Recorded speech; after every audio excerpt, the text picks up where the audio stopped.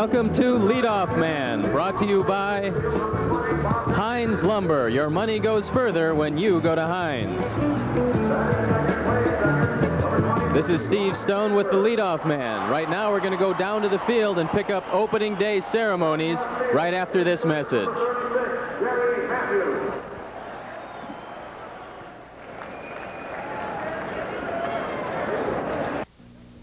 On the next episode of So, the Tates await word from Jessica's kidnappers. Why don't we call them?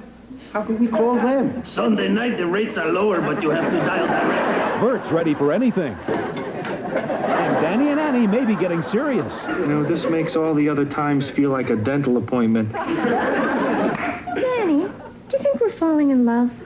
There's more to sex than love. Tonight at 10 on Chicago's very own Channel 9.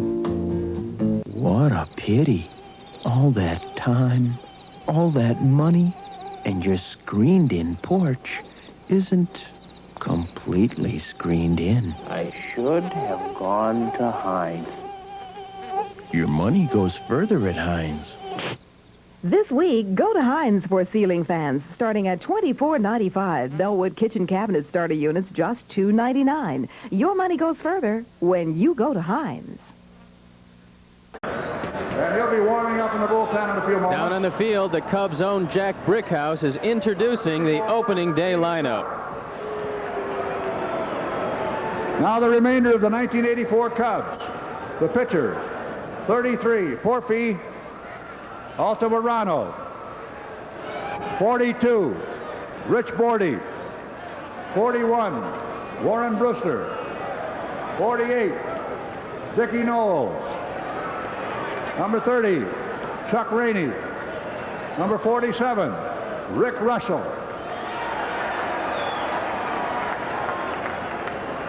There's Rick. Number 44, Dick Ruthven. 24, Scott Sanderson. 46, Lee Smith. 49, Tim Stoddard. Catcher, number 16, Steve Lake. Infielders, 22, Bill Buckner.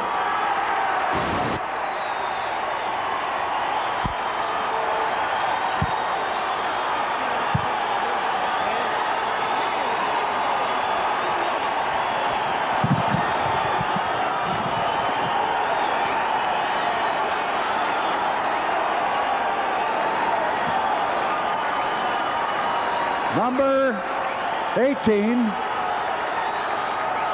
Richie Hebner. Number 18, Richie Hebner. Number 29, Tom Verizor. Outfielders, number 28, Henry Cotto. Number 21, Jay Johnstone.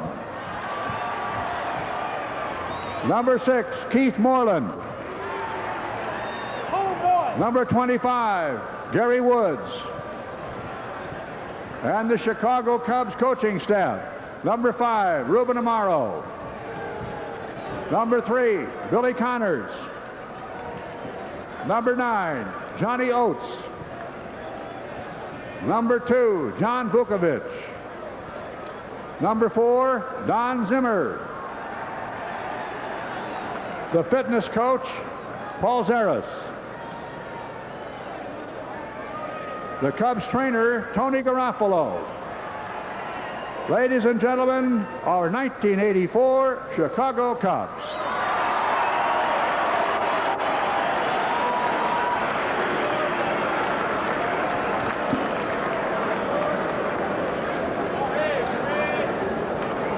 It would appear that the game is going to be held up just a little bit. The reason is the starting pitchers have not come out to throw anything yet. It usually takes them between 15 and 18 minutes to warm up. So with the threat of rain here at Wrigley Field, it looks like the opening day pitches were going to be held up just a little bit.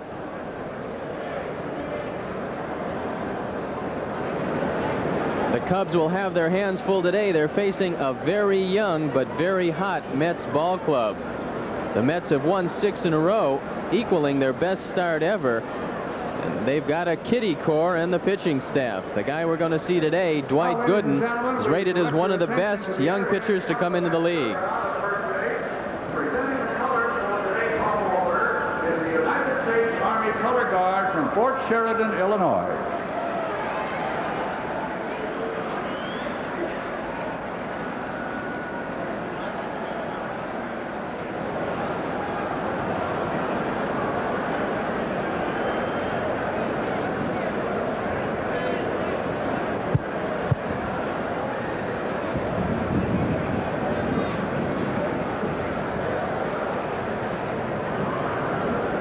There you can see some fans getting in out of the rain. It was predicted. We thought it might hold off just a little bit, and we felt we could get this one in on time. It appears that that's not going to be the case. Ladies and gentlemen, this time we ask that you please rise and join us in the singing of our national anthem. And with us today to perform the anthem is the performer from the hit musical Dreamgirls, appearing now through July 1st at the Schubert Theater. And playing the role of Effie White in Dreamgirls, please welcome Lilias White.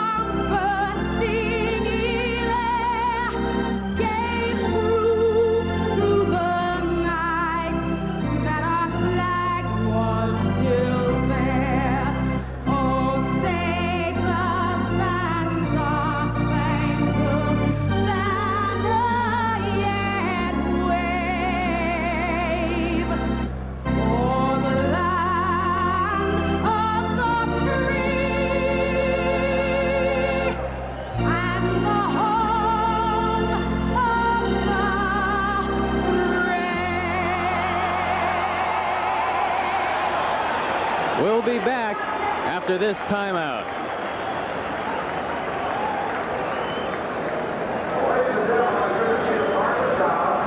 This is a special time for Christians of all faiths, a time of forgiveness, a time of hope. Thank you for sharing this time with me. Join Chicago's Cardinal Bernardin for a special 4-night television mission, The Forgiven. We are wounded healers, all of us.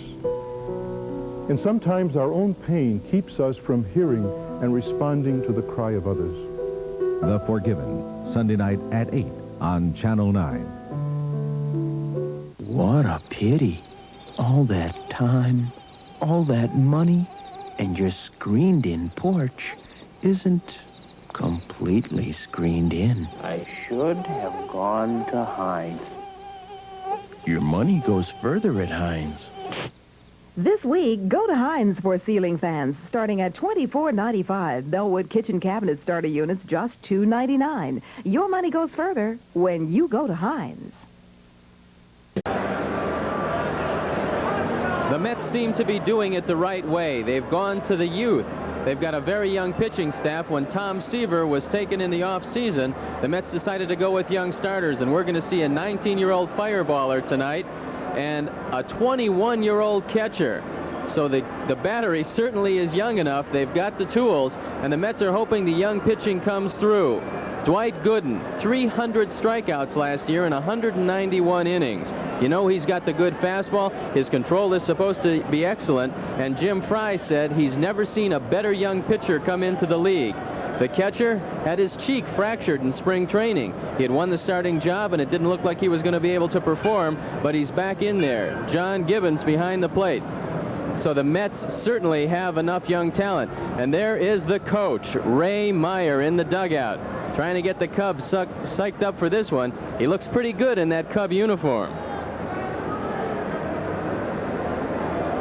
We'll be back with the opening of the ball game, so stay tuned for baseball.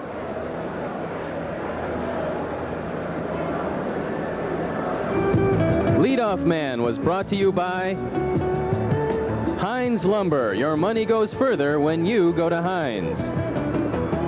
Guests on the Leadoff Man receive this Zenith AC/DC portable TV that you can use anywhere. Auto, beach, or camping. Zenith, the quality goes in before the name goes on.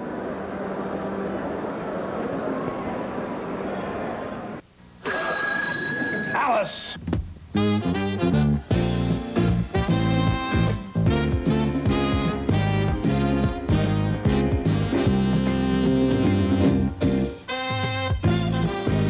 Alice, weeknights at 5:30 here on Chicago's very own Channel 9.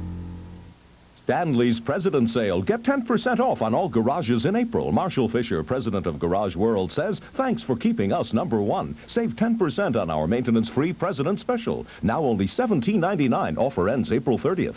Stanley, building your garage with quality. Depend on Stanley. That's why we're #1. Call Danley now. Dial Garages 427-2437. Weeknights at 6 on Channel 9. Okay, let's move out. Get a jump out of bed, guys. Business is never usual at the 12th precinct. When I didn't stop talking, she fired a shot in the air. Noise is the only thing these people understand. And the people aren't either. That old lady, she was going to kill me for the money. She said she needed drapes and a new dinette set. You heard her? Women, huh? Barney Miller, weeknights at 6 on Channel 9.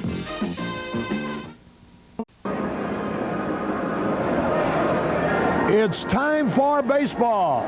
From Wrigley Field in Chicago, the Chicago Cubs in their home opener facing the New York Mets.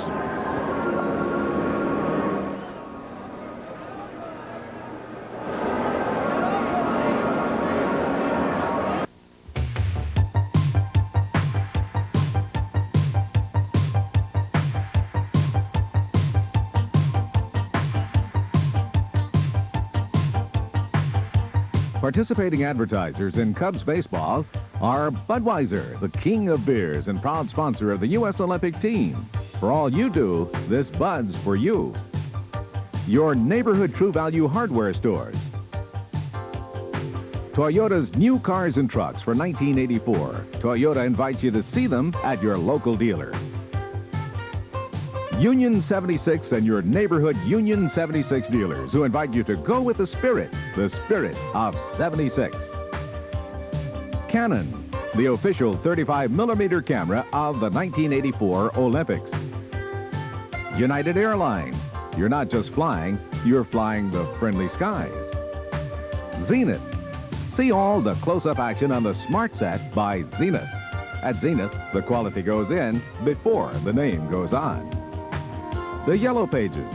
It's the small investment that keeps your big investments paying off. And your Chicagoland McDonald's restaurants, where you can get all your favorite tastes in just one place, McDonald's. This copyright telecast is presented by the authority of the Chicago National League Ball Club, which has the right of approval of the announcers and is intended solely for the private non-commercial use of our audience. Any publication, reproduction, retransmission, or other use of the pictures, descriptions, and accounts of this game without the express written consent of the Chicago National League Ball Club is prohibited. If an Egg McMuffin sounds good to you, listen to the sound of our 2 new McMuffin sandwiches. Both on toasted English muffins with melted cheese, but with a whole new sizzle to fill up the middle. It's McDonald's Sausage McMuffin and Sausage McMuffin with egg. If you think they sound good, they've got sizzle in the middle. Wait till you taste them. McDonald's and you.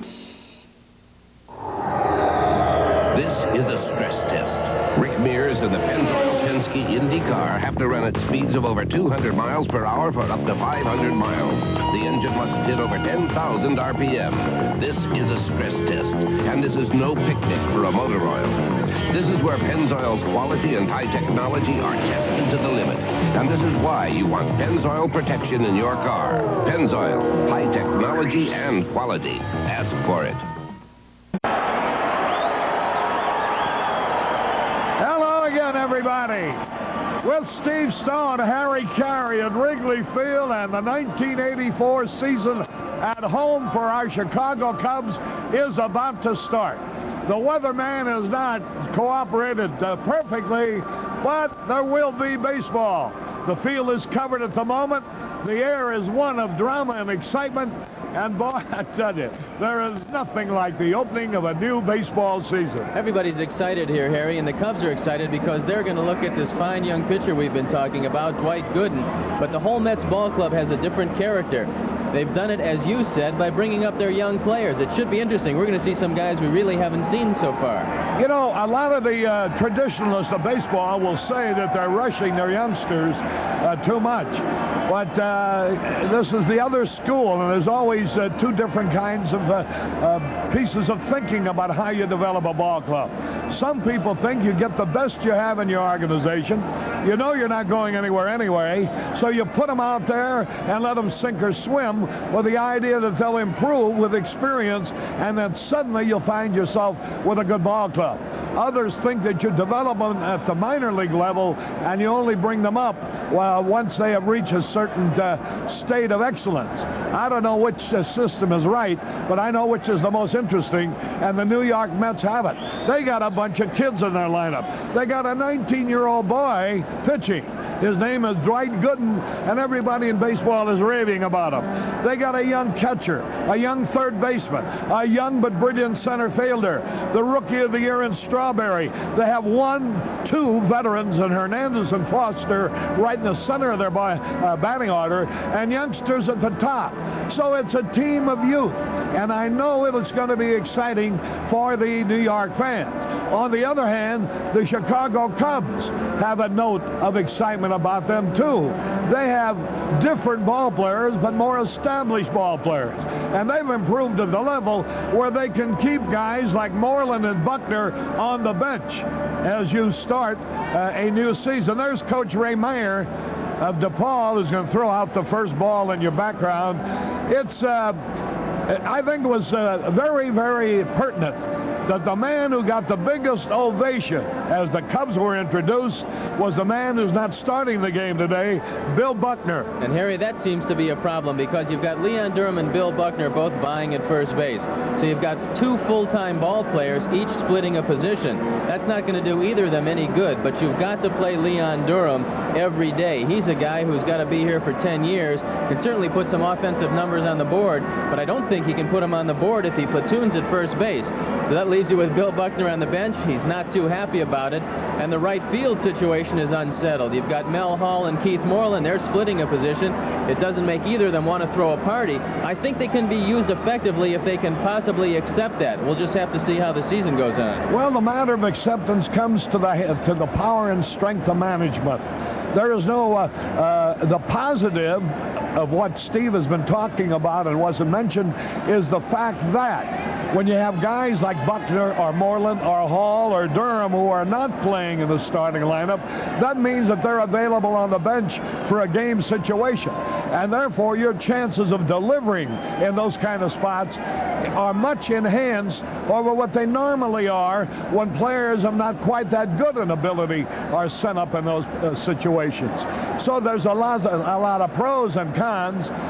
It's going to make for a lot of pressure on the manager of the Cubs, but I think he can handle it. It's a good sign, Harry, because now both pitchers have started to loosen up in the bullpens. They're going to need between 15 and 18 minutes, but I like to see them loosening up. It means at least that there's a little bit of break in the weather, and it looks like we're going to get this one in. You know, Steve, everybody talks, and you being a pitcher and pitching admittedly 80 or 90% of the game in the minds of various people, everybody talks about the pitching of the Cubs. Sure, there's a little question mark, and there is about every team in baseball with the exception of the starting alignment of the Chicago White Sox, and even they aren't too happy with the second-line pitching. So nobody's got an overabundance of pitching, even the White Sox, admittedly with the best 5 starters. But to me, the key to the Cubs is not the pitching, it's the hitting. if the middle of the batting order can hit in the game situations in which they always seem to come up, then the pitching's going to be good enough. But if your big hitters don't produce, then your pitching isn't going to be good enough. And normally, nobody's pitching is good enough if they have to pitch a shutout or a one-run game every outing in order to win. Well, I think, Harry, that the team has shown in the past couple of years that they can put some runs on the board. With Gary Matthews this year on the ball club additionally, and Dernier and Cotto looking like they can do some things with the bat, I don't think that the offense is going to be a problem. They're starting slow, certainly, but they're going to score some runs. If we can score 4 or 5 a game, we should be able to do pretty well. Yeah, but Steve, the inevitability of a man's background and his average, which is proven at the end of the season with his norm in stats, doesn't really tell the story either. Last year, for example, our big hitters didn't hit in the opening part of the season, and that's why the Cubs got away to such a terrible start. So what good if you produce in the late part if you're out of the race by mid-July? Here is Ray Meyer, the great coach, who's announced his retirement, being escorted by 2 of the lovelies of the Cubs. They have 8 pretty girls now joining Marla Collins. And there you see a couple of them escorting Coach Meyer out. Listen to the hand he's getting.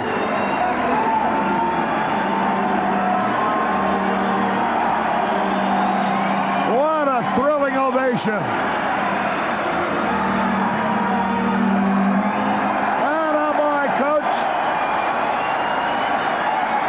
He threw it all the way to the plate. I see some pitchers in midseason who couldn't do that. He's enjoying himself, Harry. He's having one of the times of his life, and the fans here in Chicago certainly appreciate Ray Meyer. And I think the fans in Chicago are going to appreciate the beauty that surrounds Wrigley Field over and beyond the ivy on the wall. We will be back now with the starting lineups and the exciting play-by-play following this message. This Bud's for everyone who keeps things rolling on the mighty Mississippi. Breakaway barge, please respond. Let's get him. This is the Navy building. We're right below here and we on our way out. I'll come around on the port side and bumper there.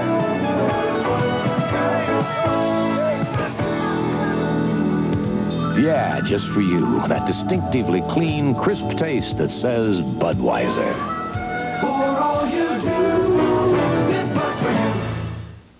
What's on the horizon for TV? More than 100 broadcast and cable channels. That's why Zenith invented the Smart Set. The only set smart enough to give you 178 channel capability now. Smart enough to let you access more channels through Zenith's most advanced Space Command remote control. The Smart Set lets you tune in the future without leaving your chair. Advanced System 3, the Smart Set, exclusively Zenith.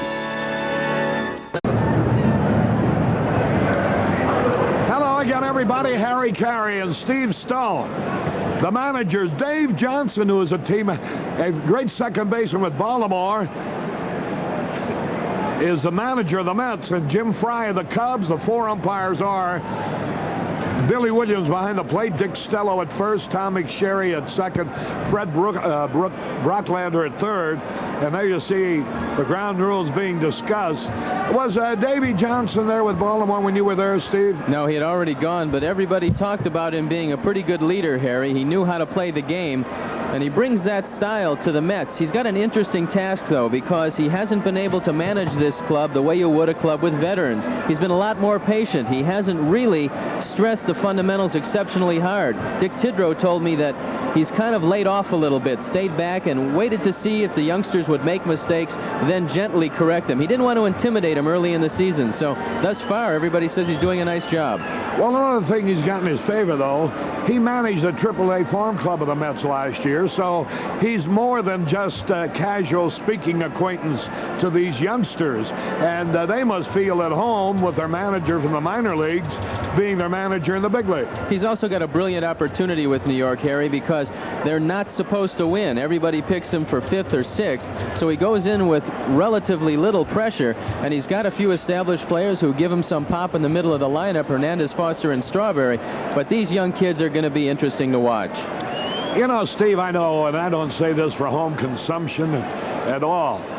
To me, the two teams in the National League East who I believe are going to be the biggest surprises and maybe a shocking winner of the division before it's all over are these two teams that are facing each other. And the reason I say that is because I think the perennially powers of the league have not improved. To the contrary, I think they're not as good as they were, either through advancing age or because of losses through trades. I think the only teams that have improved, to any degree at all, are the Mets and the Cubs. I look for them, therefore, in a division that anybody could win, to be a tremendous factor and maybe a shocking winner. I think they definitely have a good shot at it as you take a look at 19-year-old Dwight Gooden. The interesting thing about the Mets spring training was they brought an ex-Dodger phenom, Sid Fernandez, to spring training. He threw left-handed, and they expected him to make the rotation. As it turned out, he didn't. And they went with Ron Darling. They went with Dwight Gooden. They've got a man named Walt Terrell, who was off to a 2-0 start, who threw well last year. And mixing them in with the veteran Mike Torres gives you 4 right-handed starters, but some very good arms. A late arriving crowd, a lot of empty seats now. The ballpark is sold out. I guess a lot of them are still over at Jerry Murphy's bleachers, the saloon across the street, just on the other side of the scoreboard. Don Nystrom here with a group from Anheuser-Busch, and Jimmy Rittenberg with a couple of busloads of fans who gathered for a brunch at Faces on Rush Street before heading for the ballpark. There you get a look at Mel Hall, number 27. He'll be in there today. Pete Rose is going for his 4,000th hit. He's facing his old teammates, the Phillies, today in Montreal. He reached base on an error his first time at bat. He doesn't want that 4,000th hit to be at all controversial. He has already told the scorers that he doesn't want any break on any scoring ruling. He wants his hit to be absolutely clean. And that's the Pete Rose that you admire. We took a look at Dwight Gooden. He's 6'2", 190 pounds, and his only experience in professional baseball has been in Class A. He spent 2 years in Kingsport, Little Falls, and Lynchburg. Last year in Lynchburg, Virginia, all he did was go 19-4 with a 250 earned run average, but this is the statistic that pops out at you. 300 strikeouts in 191 innings, and that is probably one of the greatest strikeout to innings pitch ratio in all of professional sports.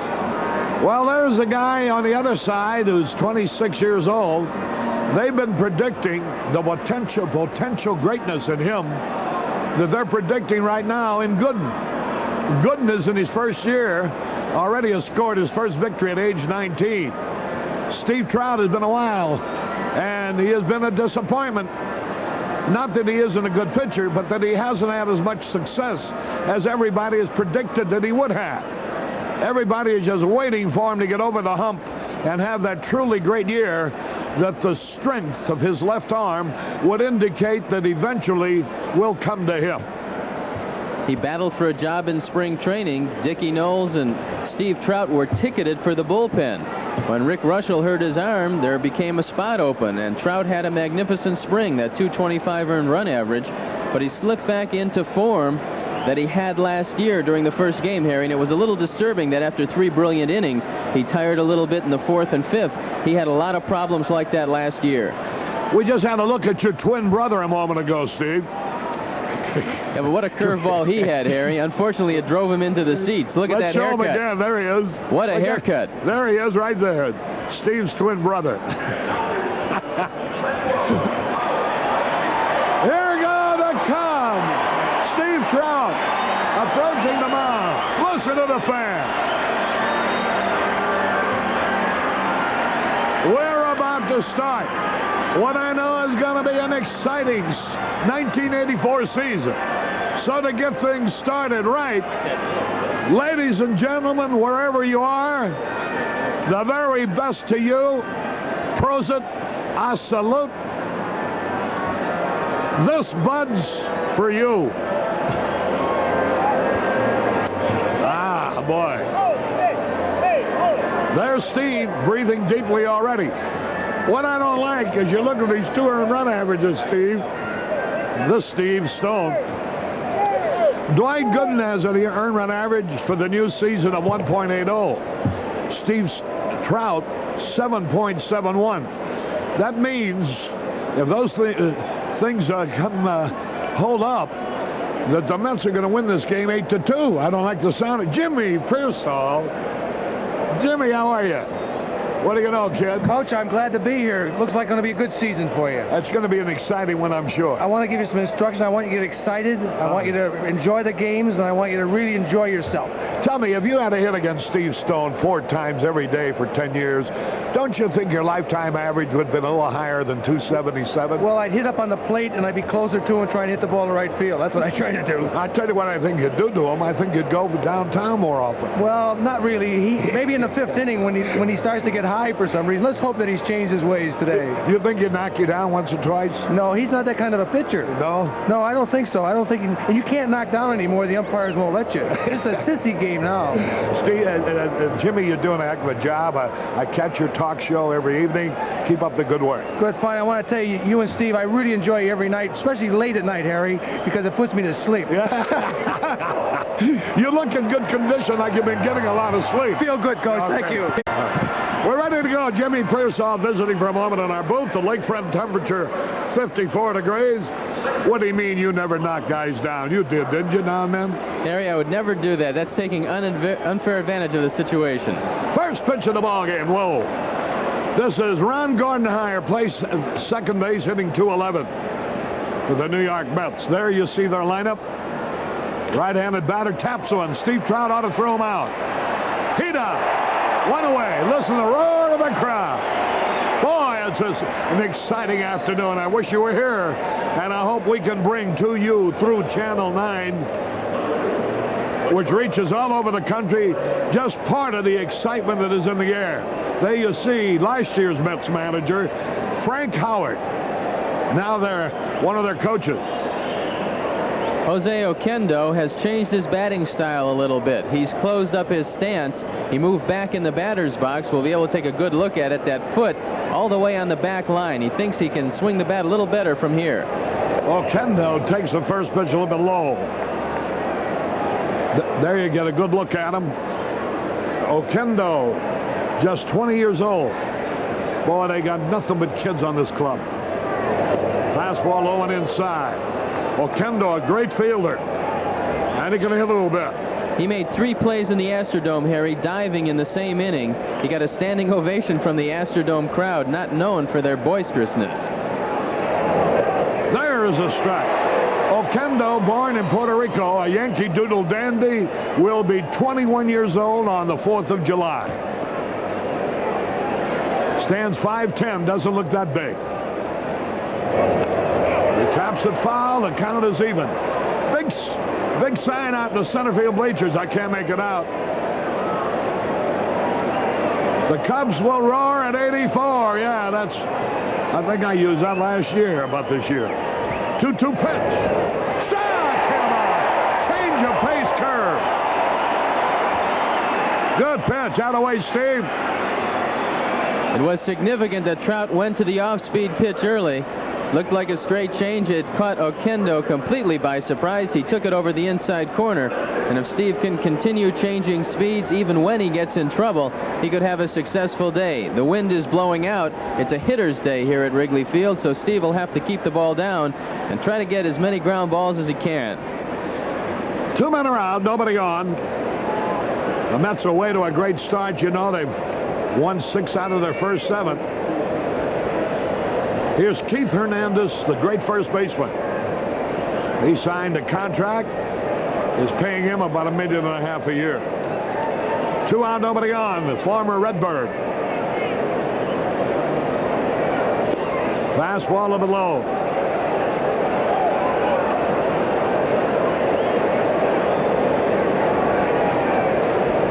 To add to your enjoyment of Channel 9 baseball this year, we've added a 6th camera on the first base field level side. so we can cover this game from every single position. We'll identify some of our cameramen. We have one on the visiting dugout side at the field level, and then also the home team side. 3-1 the count now on Hernandez. He's one of the only few veterans they have. 31 years old. Fly ball's going to drop. Left field. Base hit. Matthews tried for a shoestring catch. Couldn't reach it. A base hit. Hernandez going the other way. Bloops one in the short left. Gary Matthews, a nice attempt. Now watch it. Fortunately, this ball came up on him. He didn't keep his body in front. Even Jimmy Pearsall would say that he was pretty fortunate to keep that one from going by. Here's George Foster. He's the oldest in their lineup at age 35.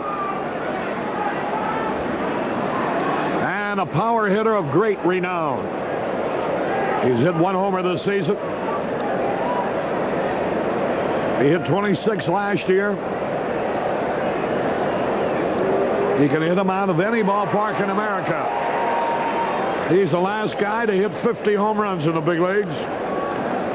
People may have forgotten that. With the Reds, in 77, he hit 52. Strike 2. Good off-speed pitch. Throwing low and away. That's the way you have to get George. Now he can come in bad off the plate inside and perhaps jam him. Steve will probably stay away, however. Hey, struck him out. Trout has a fine first inning. Foster chased a bad ball. High and away. No run, 1 hit, no errors, 1 left. We go to the bottom of the first. No score. Excuse me? Yes? What's that 76 mean? Oh, well now, young lady, that stands for Union 76. The gasoline's with Spirit. Spirit? That's achieved in the refining, isn't it? Oh. Doesn't Spirit refer to good volatility control?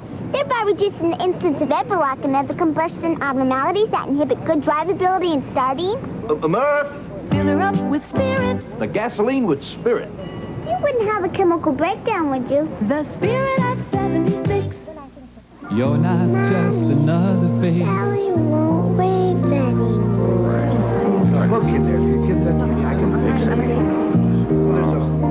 My little granddaughter had the same problem just last week. Now, look, all you have to do is turn the arm, see? Al, need some help there? Maybe it's the way we look after the little things that makes the friendly skies so big. Don't worry, we'll have her flapping in no time. You're not just flying, you're flying the friendly skies. This week, go to Heinz for ceiling fans starting at $24.95. Bellwood kitchen cabinet starter units just $2.99. Your money goes further when you go to Heinz. Harry Carey back at Wrigley Field as we go into the bottom of the first inning. Here's a nice wire here from Chuck Guth, who's the district manager for Anheuser-Busch, and Don Nystrom and Mike LaMonica Jr. In behalf of Budweiser, wishing us all the very best of luck in 1984. Well, the best of luck would be a division championship in the World Series here at Wrigley Field. There you take a look at the umpires. Dwight Gooden, born in Tampa, Florida, now resides in Tampa, was the Mets' first-round pick in June of 1982. He was the 5th pick in the nation, and he certainly has gotten up here in a hurry. Watch for this gentleman's overpowering fastball. It usually rises. He's got a good biting curveball that he throws 2 different speeds, throws an occasional changeup, and has pretty good control for a man who has a fastball the speeds of Dwight Gooden. All right, we'll get a good look at him right now. Bobby Dernier leading it off. Hitting .333 for the young season. Swings at the first pitch. A fly ball will be easy for Strawberry. Now, that's an unusual thing. They must have a book on Gooden that he throws nothing but strikes. You'd think that your leadoff man would take a look at a young 19-year-old pitcher to see if he's going to be wild. Dernier swung at the first pitch and popped out easily. He only averaged 4 walks a game last year, Harry, and in spring training he showed exceptionally good control, so he gets the ball over the plate. 1 out, nobody on. Sandberg takes a strike.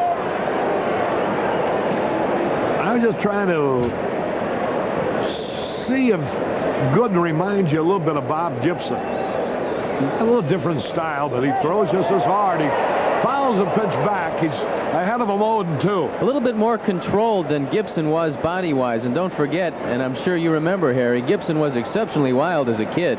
He had trouble getting the ball close to the plate. But Gooden looks like he's got a nice, smooth, fluid motion. The pitch. Inside. He's been around the plate with every pitch. Montreal out in front of the Phillies 2-0 at the end of 3. Rose did not yet get his 4,000th hit. Whoa, he foul-tipped it on a check swing.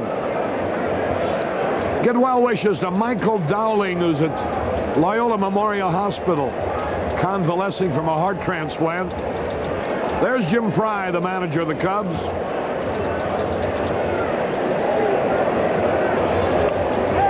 Fouled it off. Room 10 from Sigma Chi Fraternity, the University of Illinois, is here, along with former Cubs intern Alan Friedman. There you get a good look. Frank Howard. Curve a little high. Well, so far he has thrown a very good live fastball, a good sharp breaking curve, and the count is 2-2 on Sandberg.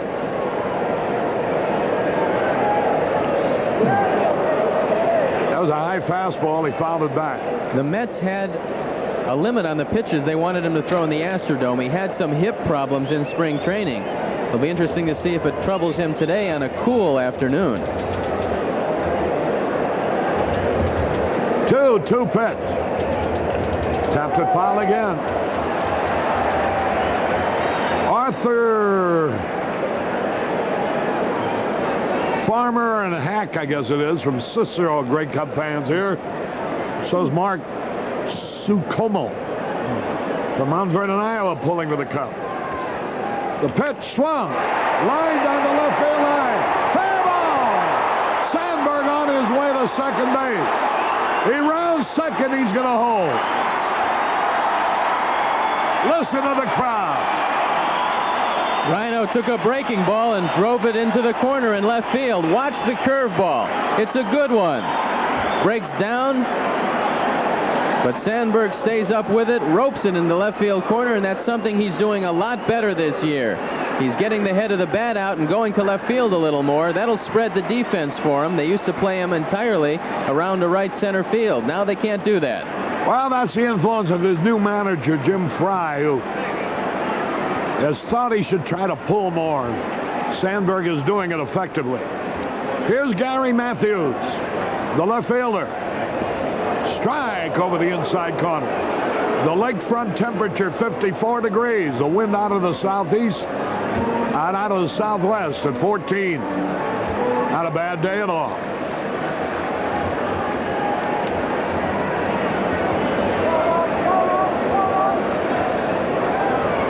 A curve gets away. Not far enough, and Sandberg, who had started for third, changed his mind. John Gibbons kept the ball under control very well. Pretty good play by a rookie. The difficult part of this play is locating the ball once it gets away. But watch him. He locates it right away, doesn't have time to take off the mask, but keeps Sandberg at second base. So credit the rookie with a fine play. That would have been a big play for Sandberg to get to third with only 1 out, where a fly ball could score him. Now it takes a hit. 1-1 pitch. Low. By the way, Gary Matthews and his family are looking for a 2 or 3 bedroom apartment, preferably in a high rise.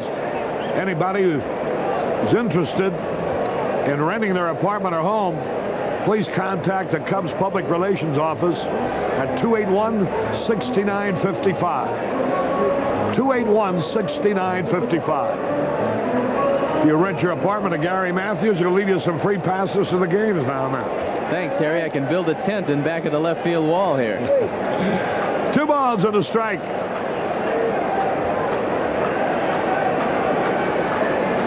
No score. Line drive, base hit.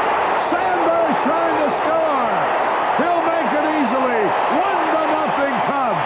Listen to the roar of the mob. Don Zimmer never hesitated sending Sandberg.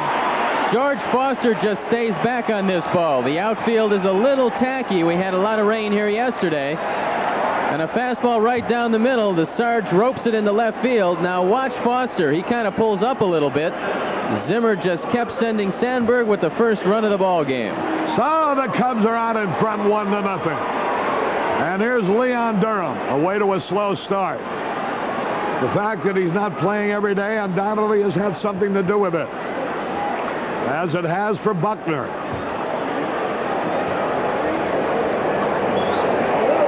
There goes a runner swung and fouled on the play. Well, the Cubs are sure playing it loose today. They're certainly relaxed.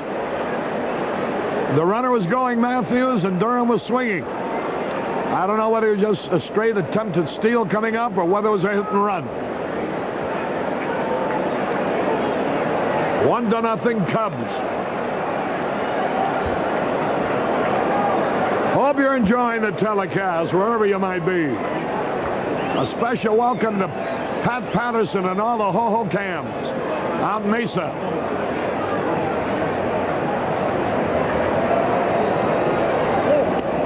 A little bit inside to even the count.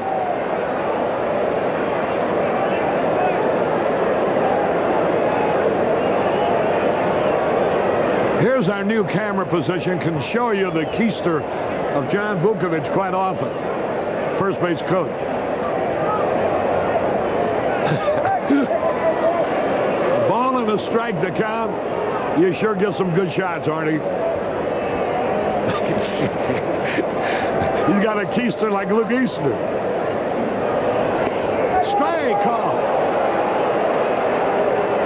Leon Durham, the batter. 1 out, 1 in, 1 on. Inning number 1. The ones have it. 1-2 the count. 1-2 the pit. Hey, struck him out. Threw the fastball by him, and here's Ron Say. You know, here's what I'm afraid of, Steve. With the popularity of a Buckner, whenever, nobody's going to hit every time up. Every time Durham is playing and Buckner isn't, if he's retired, somebody's going to boo. It's going to put a lot of pressure on both these guys. I think it puts a lot of pressure on the bull going to first base with Bill still on the ball club. The fans are reacting to it. I hope he doesn't put more pressure on himself, Harry. Here's Say now. And a breaking ball is a beauty. 19 years old, he's able to take a little off the breaking ball. And the most difficult thing about the curveball is throwing at 2 speeds and still throwing it for strikes. Gooden throws a hard one and a soft one that he throws like a changeup. He's showing a lot of poise for a youngster. 0-1 the count. 1-0 Cubs. We're in the first inning. Strike 2. He struck out Durham, the 4th place hitter. Now he's way ahead of Say, 0-2.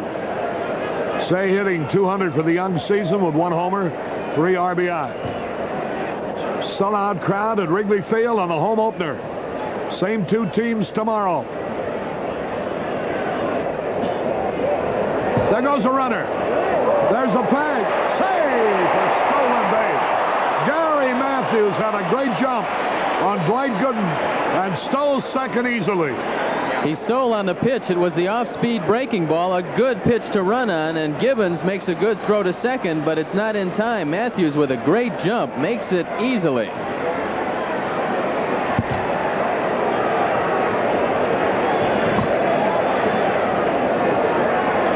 Now a man in scoring position. 1-2 the count on Ron Say. Oh boy, if he'd get hold of one here, you'd hear this crowd. Low, and that evens the count. This guy throws the ball at about 94 miles an hour. And and Scott Nadolny of the Cubs has figured it out.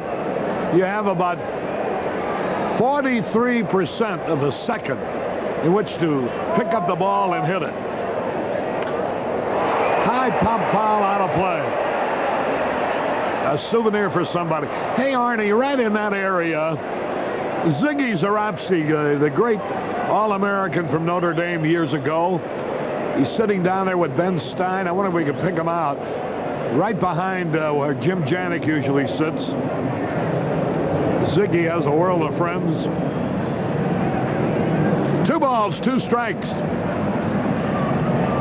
Rancé. Ball 3. He laid off of that off-speed curve. And the count is full with Mel Hall due next. 3 balls, 2 strikes.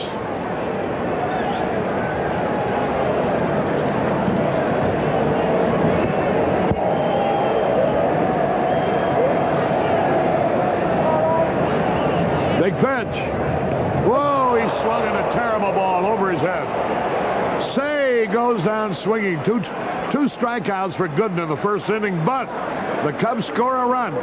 2 hits, no errors, 1 left. At the end of 1, the good guys won, the Mets nothing. We got what it takes. We got what it takes to make it easy.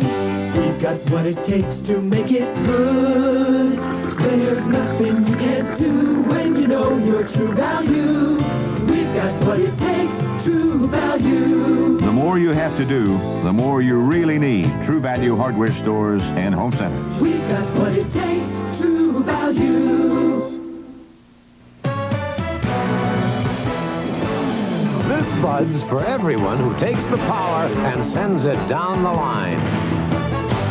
This Bud's for you. There's no one else who does it quite the way you do. So here's to you. This Bud's for you. For all you do. The king of beers is coming through.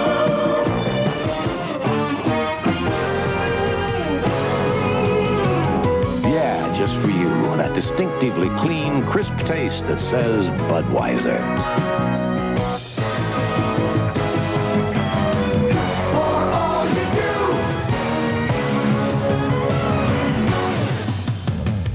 This Bud's for you.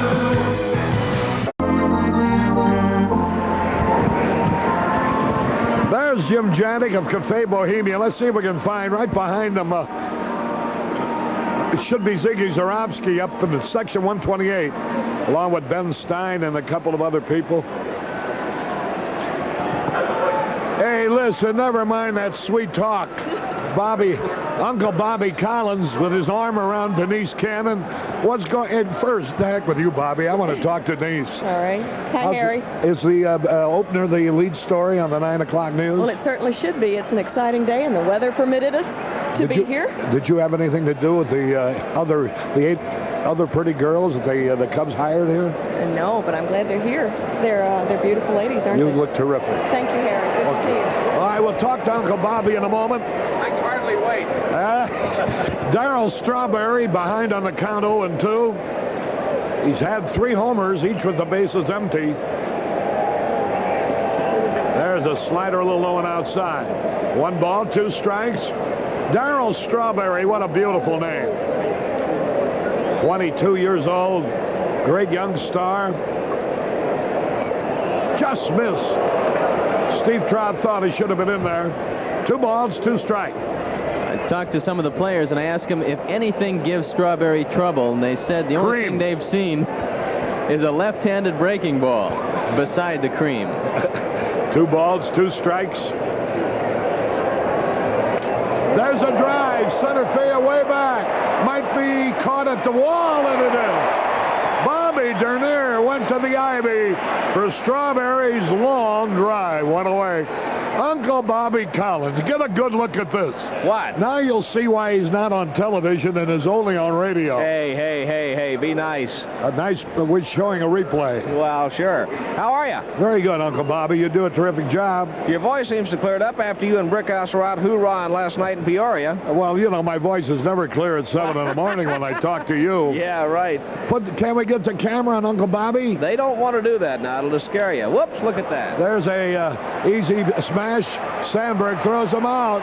And Mookie Wilson is easily retired. 2 up, 2 down. Happy to be back? They're trying to find a camera with a big enough lens. Now they got one, Uncle Bobby. Yes? Yeah, sure. So how you been? How do you like that early morning stint instead of well, it's your afternoon? Probably better than major surgery, but not a lot, you know. All right, see you later, buddy. All right, kid, have fun. Bye. Here is the first pitch to Hubie Brooks. He's hit a home run already this season. 2 men out. 1-0 in favor of the Cubs. There's a high drive foul out of play. Boy, that Strawberry left-hander sure bother him, don't they? One more biscuit for breakfast, and his ball would have landed in the empty center field seats, which are kept empty as a hitter's background. 2 balls and a strike. Fans from all over enjoying the game on the superstation WGN Channel 9 Chicago. Bouncing ball, Say to his left. Throws him out. 1, 2, 3, another good inning. We go to the bottom of the second. The Cubs are out in front 1-0.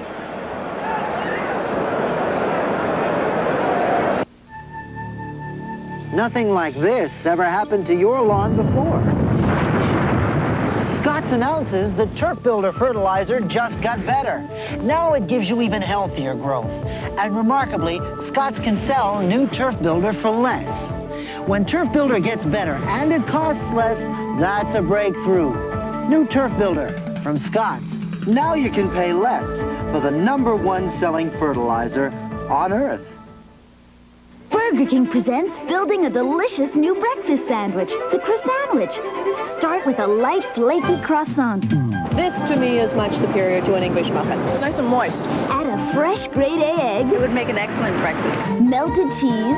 I like the bacon. Crispy bacon, country sausage or ham. The ham is tender and very juicy. And there you have it, the croissantwich. Aren't you hungry for Burger King now? It's delicious. It's sensational. It changes color. It's new from Finland. It works. The variant fishing lure at Sport Mart, $3.94. For sports, it's Sport Mart. Harry Carey with Steve Stone, and with us in the booth, a dear friend, a great broadcaster in the Hall of Fame. And this is one case where you cannot say the Hall of Shame. It really is Hall of Fame. Jack Brickhouse. An exciting day. Thanks, Harry. Of course, if they had followed you and me around in some of the earlier days, they would have had a Hall of Shame. Thank goodness they didn't catch it. I don't know whatever caused us to fly through that weather down to Peoria last night. We both ought to have our heads examined. That was fun, though. It was good to see Van Auken's ball club get off to a good start. They only lost 8. They were losing 8-1 when we left for the plane to come home. But at least they got the ceremony in. Jack, good to see you. Take care. All right, Harry, bring them in now, will you? All righty. Bottom of the second inning, here's Mel Hall. Whoa, nice play by the pitcher, Gooden. Robbed him of a hit on that. That ball was sharply hit, and Gooden made a fine fielding play. Ted Peloquin here with the group.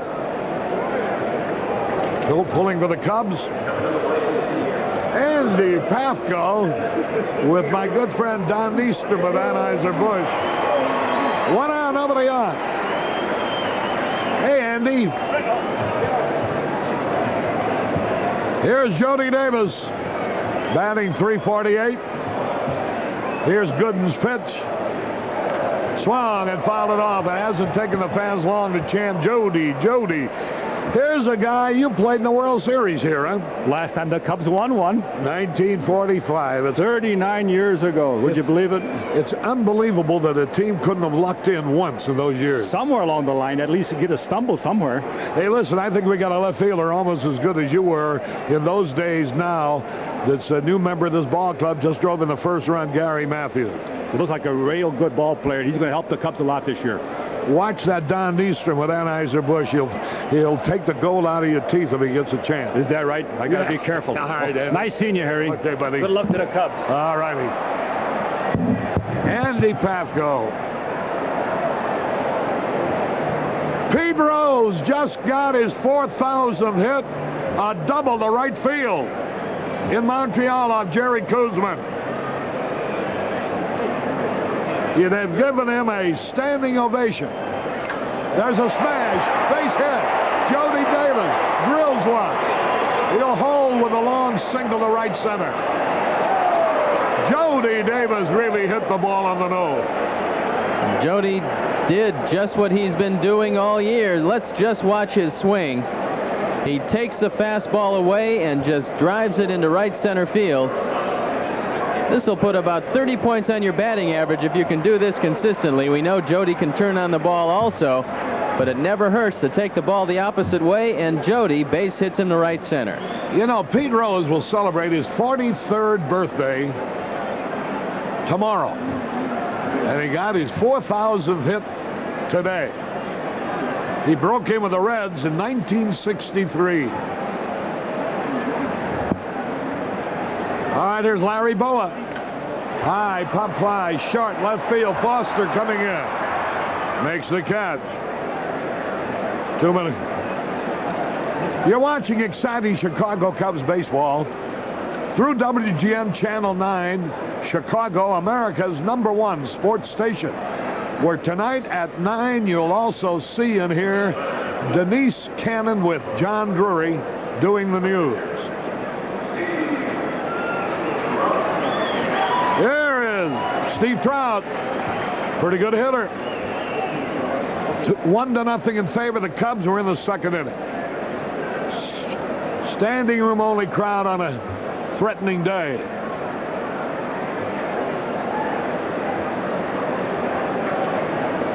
Fastball a little outside. We want to give you a new phone number. In the event you have a 2- or 3-bedroom apartment, your interests are a home that you're interested in renting to Gary Matthews, call the Cubs office. 281-5050. 281-5050. 2 balls, no strikes.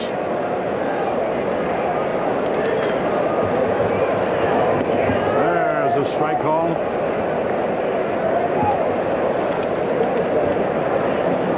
Steve Trout, which means the leadoff man will open the third even if Trout would be retired here.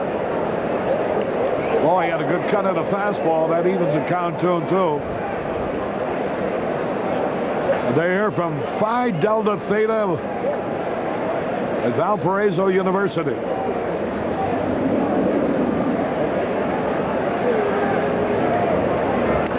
Bouncing ball towards short. Oquendo's got it and throws Steve out to retire the side. So it's no runs, 1 hit, no errors, 1 left. At the end of 2, the Cubs won, the Mets nothing.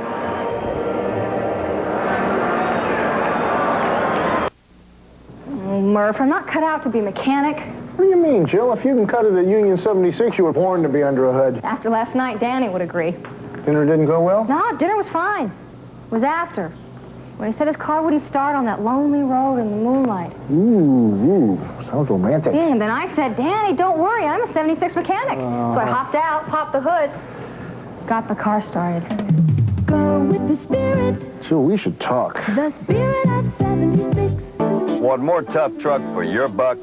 Your Toyota dealers got it. 16 all-new models. Big extra cab. Our roomiest. The only gasoline-powered small trucks with fuel injection. This 3/4 ton has an 1,800-pound payload. And tough, of the 1 million Toyota trucks sold in this country since 1964, 95% are still on the road. That's value. Your Toyota dealers got it right.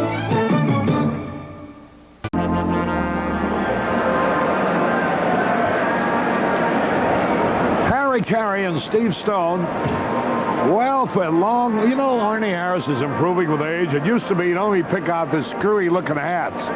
Now he finds beautiful girls in the stand. That's a movie star type.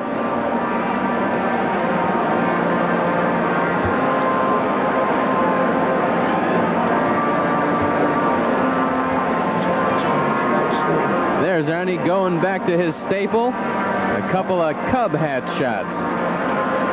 She's wired for sound, Harry. That's probably a new style of radio. You get to hear the game and see it at the same time. Sometime what you hear is not what you see. It's tough to get the peanuts in your mouth with that contraption. John Gibbons, the catcher, will be leading it off here in the top of the third. Steve Trout has breezed through the first 2 innings. Faces in the crowd. I think that ought to be a daily feature, Arnie. We got 6 cameras, ought to be able to pick people up from everywhere. Gibbons leading a crowd here from Bernie's. Across the street, bouncing ball, deep short. Whoa, a long throw. Gets his man. Now there's experience. Larry knew that he had a catcher running, and he made sure the ball didn't take any trick hop on him, knowing that he had time to throw him out. Gibbons is an interesting story because he knows that John Stearns has to come back sometime, but he went to spring training with a positive attitude, figured he could win a spot as a starting catcher. That's exactly what happened, and even played through a fractured cheekbone encountered in spring training. Good defensive catcher. 1 out, nobody on. Here's the pitch to Dwight Gooden now. Gooden, who will not be 20 until next November, out of Tampa, Florida, where he still lives.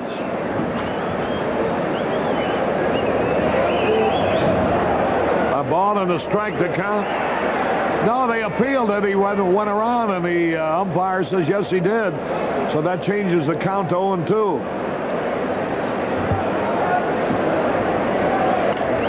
Fouled and out of play. Montreal leading the Phillies 4-1 at the end of 4, and Pete Rose doubled to right off Jerry Koosman to chalk up the 4,000th hit of his great career. Bouncing ball, ought to be easy. Sandberg throwing in time. Only 1 ball has been hit in the air. Strawberry's long drive to center field. It was caught by Dernier. Everything else but hit on the ground, which would indicate that Trout's sinker is sinking. Ron Gardenhire in a battle at second base with Wally Backman. Gardenhire the better of the two defensively. Backman has the stick. Hey, they're listening in out in Las Vegas. There's Jim Fry, the Cub manager. A little chewing tobacco. Swings the leadoff man, Ron Gardenhire. He tapped out to the mound his first time.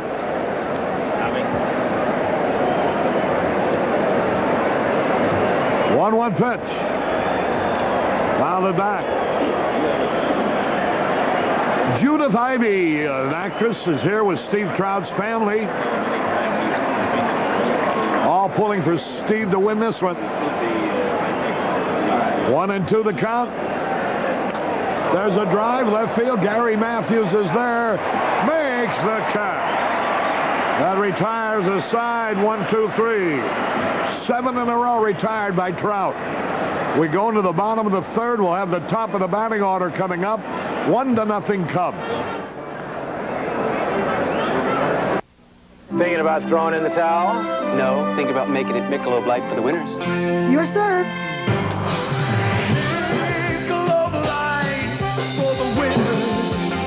Would good friends really play this hard for a beer? Well, it is Michelob Light, the rich, smooth taste you can compare to any beer you like. Michelob Light for the winner.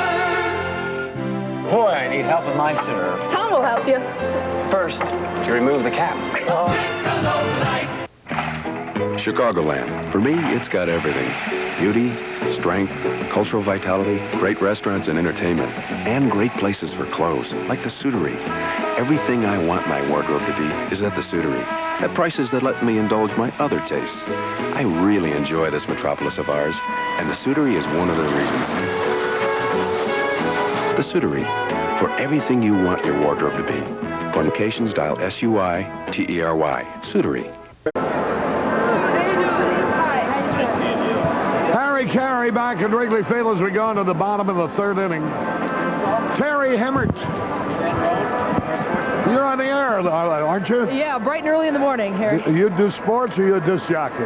Well, a little both. We have Bob Verdi from the Tribune on the show every morning, and we talk about you quite a bit. I'm glad you don't listen. Does he ever say anything good about anybody? Oh, about you all the time, Harry, all the time. He loves your singing. Well, he's a great writer, and I'll have to get up a little earlier to hear him. Really? Do that. Good to see you, dear. Thank you, Good Harry. luck to you. Thanks. Here's Bobby Dernier leading it off. John Brennan from Niles wires in. Wish we were there. Over 200 die-hard Cub fans watching WGN at Brooklands in Denver, Colorado.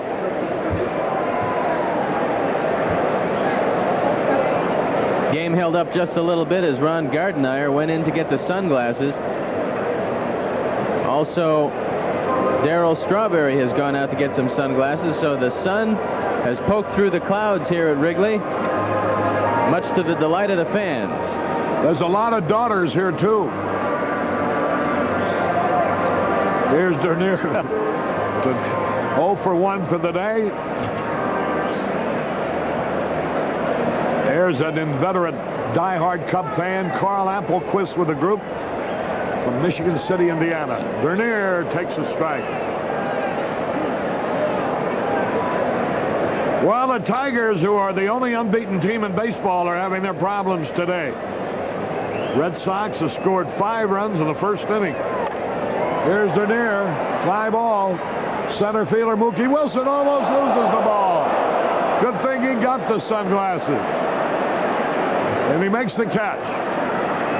Big smile on the face of Mookie Wilson. This one almost blew over his head. The wind is blowing pretty briskly, and watch Wilson. He's battling the sun, and then the wind gets a hold of it.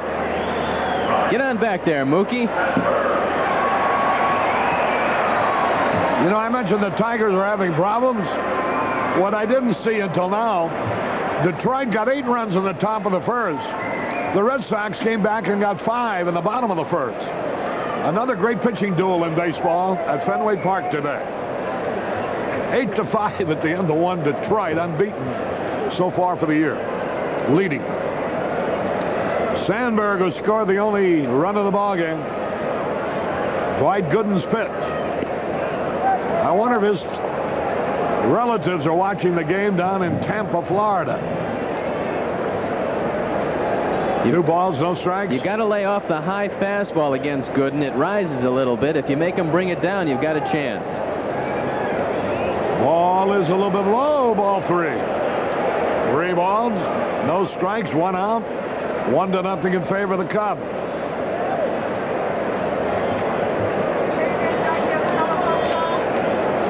Gooden's pitch. Ball, he walked him. Sandberg draws the first walk given up by Gooden, who's fanned 2, and allowed 3 hits.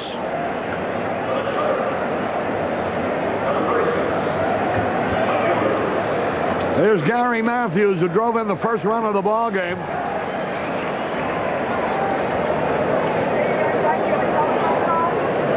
They're here from Warsaw, Indiana. Elaine Enders and Brenda Kramer. Throw to first, the runner back.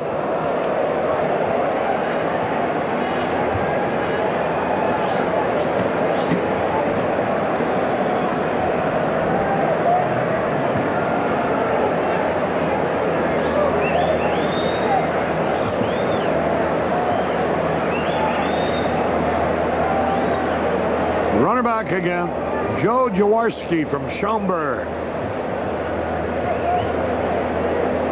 Enjoying the game. One on, one out.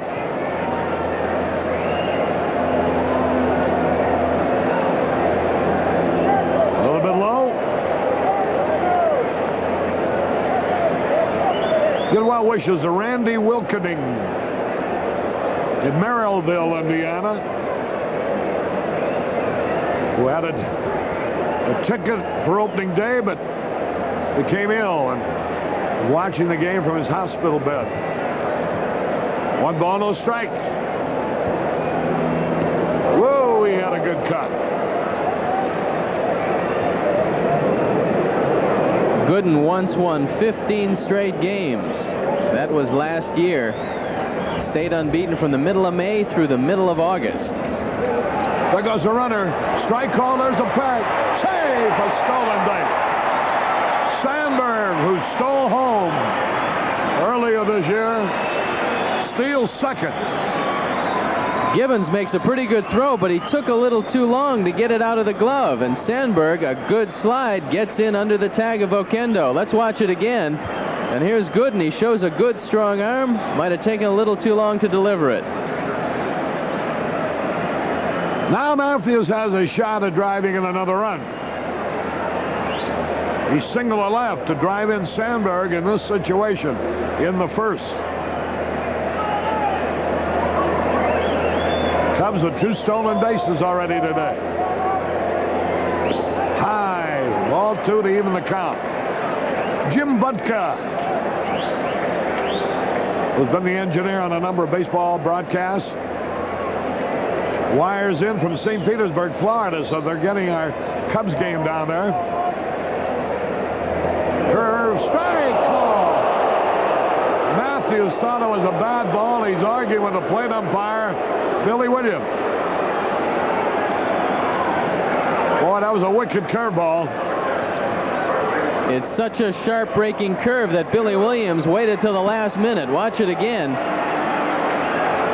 It looks like it could have dropped a little bit low, but Billy Williams said no, it was a strike, and it buckled the knees of Gary Matthews. Here's Durham now. Swings at a fastball, and he misses.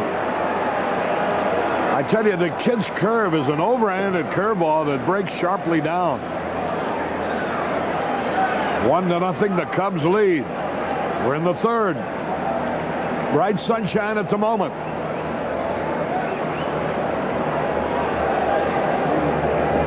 There's that curveball. We're wondering about Dwight Gooden's parents and friends in the Tampa, St. Pete area. We know that the game is being seen down there from Jim Budka's message. A ball and a strike. Swings and he misses. And Durham is in the hole, 1-2. And there's Leon not very happy with his pitch selection. That fastball rose, started out at the letters, rose above his head, and the bull pulled the trigger. Missed it by plenty. 1-2 the count.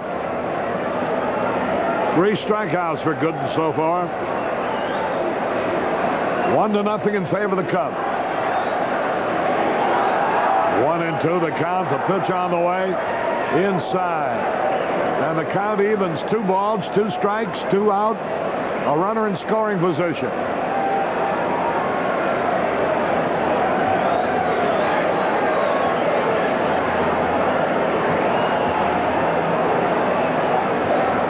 Say on deck. The pitch. He struck him out on a high fastball. That's a 4th strikeout for Gooden. Mine will be joining Steve here in a moment.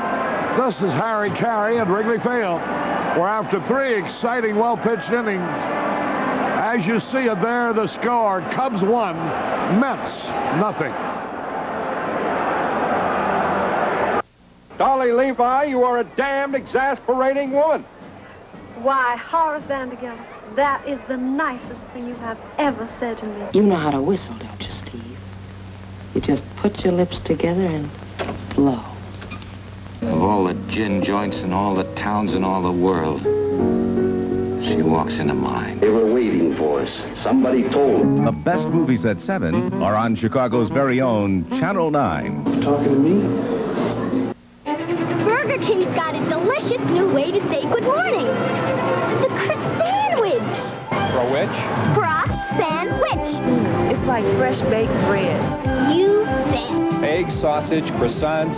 It's morning. It is. Cheese melted right over the egg. You get your choice of ham, sausage. I like the bacon. Or bacon. Burger King's new croissant-wich. Too hungry for Burger King now. Breakfast on a croissant. Brilliant idea.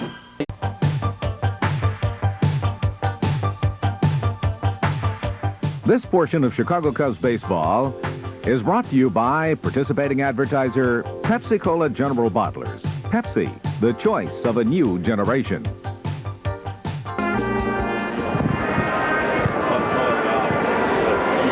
Hello again, everybody. We're getting ready to go through the middle three. I'm Milo Hamilton along with Steve Stone. Oh, boy, you do wear cashmere, don't you?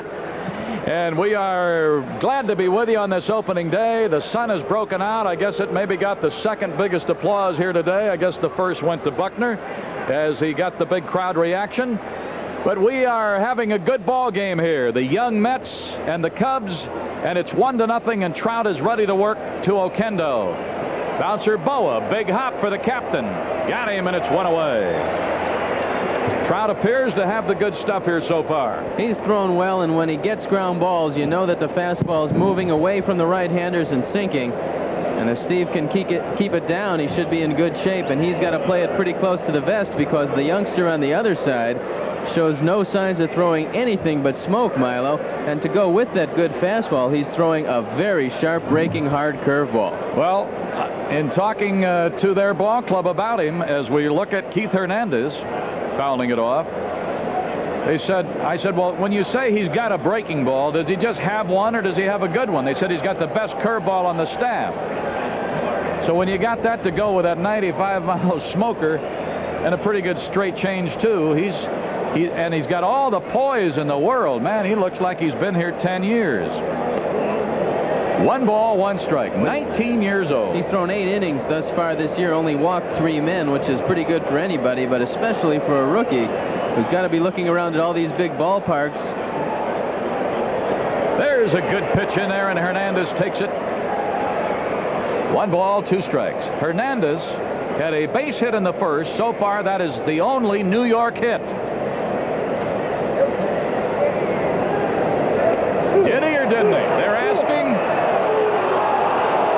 And the third base umpire said no, he didn't. Rocklander put the palms down. Take another look. You decide for yourself. It looks to me like he might have held up. It's a good hard slider by Trout. It's off the corner. 2-2. Crowds him at the shoulder as we come back. 3-2. Trout has not walked anybody. Struck out 2. Got Oquendo and Foster in the first inning. The perennial Golden Glove first baseman Hernandez fouls it off, and it holds 3-2. Not an empty seat in the place. Standing room only. It's been that way for a week. And looks as though maybe the weather's going to be all right now the rest of the afternoon. Hope so. Looks good right now.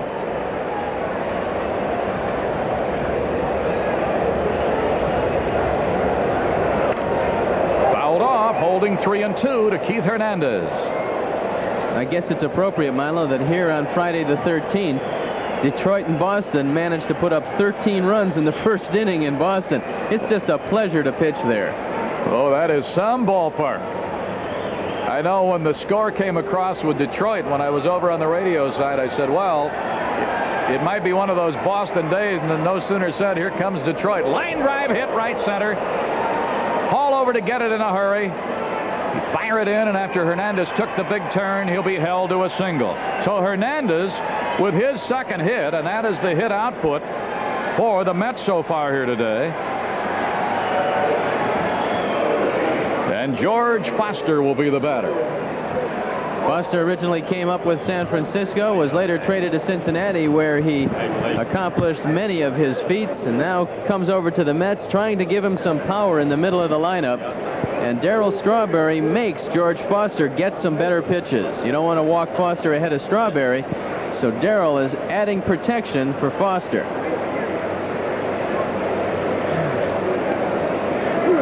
One ball, no strikes. The man who threw out the first pitch today, sore arm and all. He's a gamer, isn't he? Coach Ray Meyer.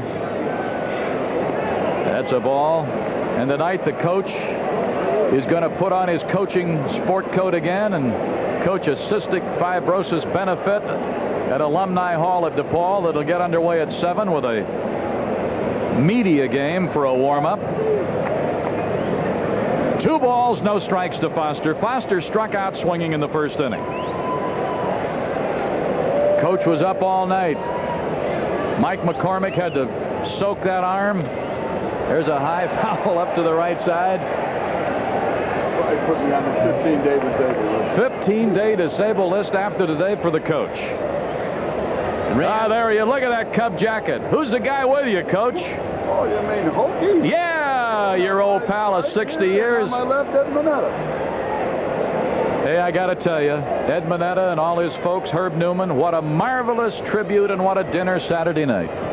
Okay, Milo, and you were terrific there. That was the best affair I've ever attended, and you were the great part of it. There's a strike to Foster. Well, I tell you, I wouldn't have missed it for anything. It was a fabulous night, one of the nights to remember for sports in this city. 2 balls, 2 strikes. Hernandez first base, 1 out. High fly ball center. Denier will take a look. Circling in that wind. Backing up. Makes the play. Holy Toledo. We had a little hit of that when Mookie Wilson had one almost jump over him. That wind is blowing a gale. It blew it around on Denier, and Steve, he managed to stay with it. You really can't tell how hard the wind is blowing until it gets up above the stands. Now watch Denier. This one pushes him way back. He just barely gets the glove up in time. Woo! All right, now here is Strawberry. A group of youngsters in New York Met uniforms. Gardenhire, Okendo, runner going, throw down. He got it. What a throw! Jody! He can do it with his arm as well. And a caught stealing on Hernandez. And the side has been retired. And watch this gun out of Gainesville, Georgia. He threw out Steve Sachs 2 out of 4 times in Los Angeles, and Jody seems to have it all together.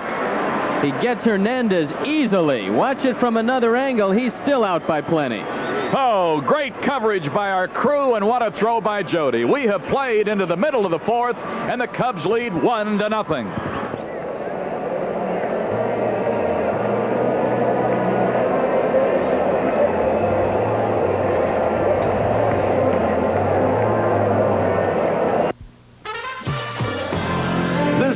For everyone who's getting the 1984 Olympic Games ready for the world.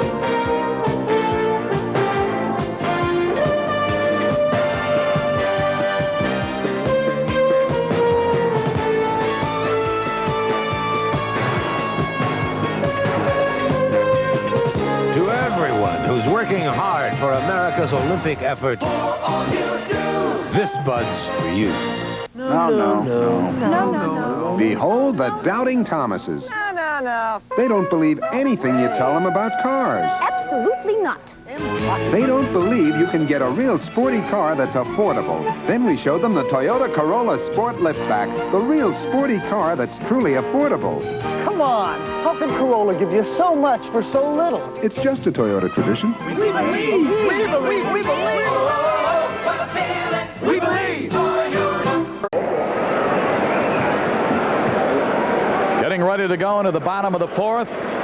See any of your friends out there today? Big crowd at Wrigley Field. And they've been rewarded with a good ball game so far, and now some good weather. Ed Mineta, you got to be proud of the man you're standing next to, and I know you've talked about it that he's not retiring really. He's going to be busy with so many things, but what a response he got here today when he went to that mound. Well, it's been like that all year, Milo, and of course the other night was the tribute of tributes, and his coach said he will remember it, and he is a living legend, truly. But I want to thank you personally because, Milo, without you the other night making that long trip back. You were super, and it was fun to have you with us, and you really made the evening a big success, and I heard that from everyone that was there, national or local fans. Thank you very much, and I wouldn't have missed it for anything. I can always catch up on my sleep, but not again in my lifetime will I get a chance to MC the dinner for the coach. Well, you're making me blush. Foul back by the Penguin. 1-2. Say is hit safely in 5 of 7 games coming into today. Was a strikeout victim in the first inning. 1 ball, 2 strikes. Ball game in the 4th. Cubs got a run in the first, and they're leading 1-0. Bounced it up there, 2-2. Talking about the poise of this youngster, when Matthews looked at that third called strike in the 3rd, I don't think a veteran like Matthews thought that kid was going to have that kind of a pitch for him in that spot. No, and it buckled Gary Matthews' knees. He looked at it, thought it might have been a fastball. It broke over the outside corner. Whether it was a ball or strike, it broke so well.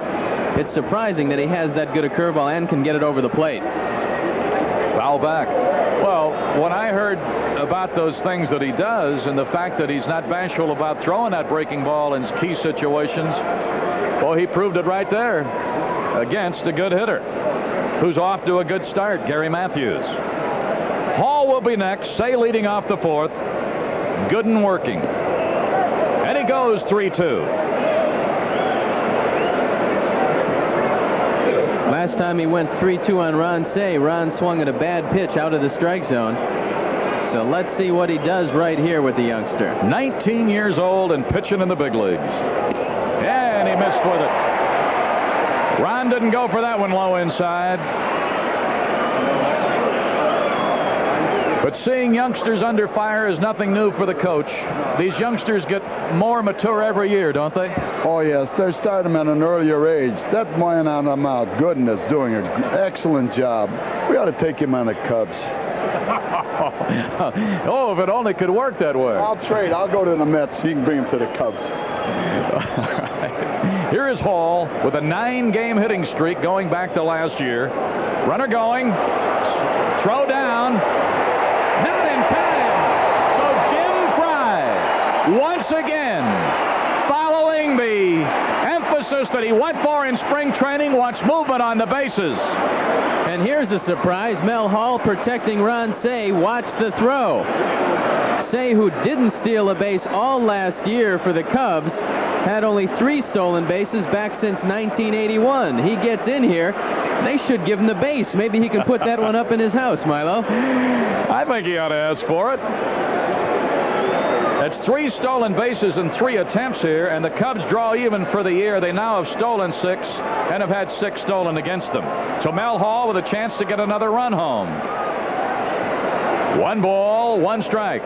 Mel told me before the game that he loves fastballers. He doesn't care how hard they throw. Eventually, they got to come to him, and he's just looking one thing, fastball, and he's got to try to pull it with a man at second base. Let's see if Mel gets the job done. Say with his lead. 2 balls and a strike. Leadoff walk, stolen base. The Cubs have out-hit them 3-2, lead in the score 1-0, trying to build on that lead here in the 4th inning. Hall the batter, and Jody's due up next. The hits belong to Sandberg, Matthews, and Davis. Matthews with the RBI. Off speed. I tell you one thing, when he's got that hummer that he has, by having the other 2 pitches, you could hear it. The crowd realizes that they're oohing and eyeing when he throws them a different pitch. You could hear it that time. Now Mel Hall has to look fastball. He's got to try to pull it. This is a position any hitter loves to be in. Pick a zone and then just let it go. A hitter's pitch. Oh, a high hummer, and he chased it, and it's 3-2. That's the one you have to lay off of, and nobody knows that better than Mel, who's a little disappointed in himself. He realizes he should be standing at first base. Instead, he'll get another look. And you can't be too sure what he's going to come in with because he does have first base open. So it's still a guessing game. There you take a look at Ron Say at second. And he has thrown breaking balls, that curve on 3-2. He's got that kind of confidence.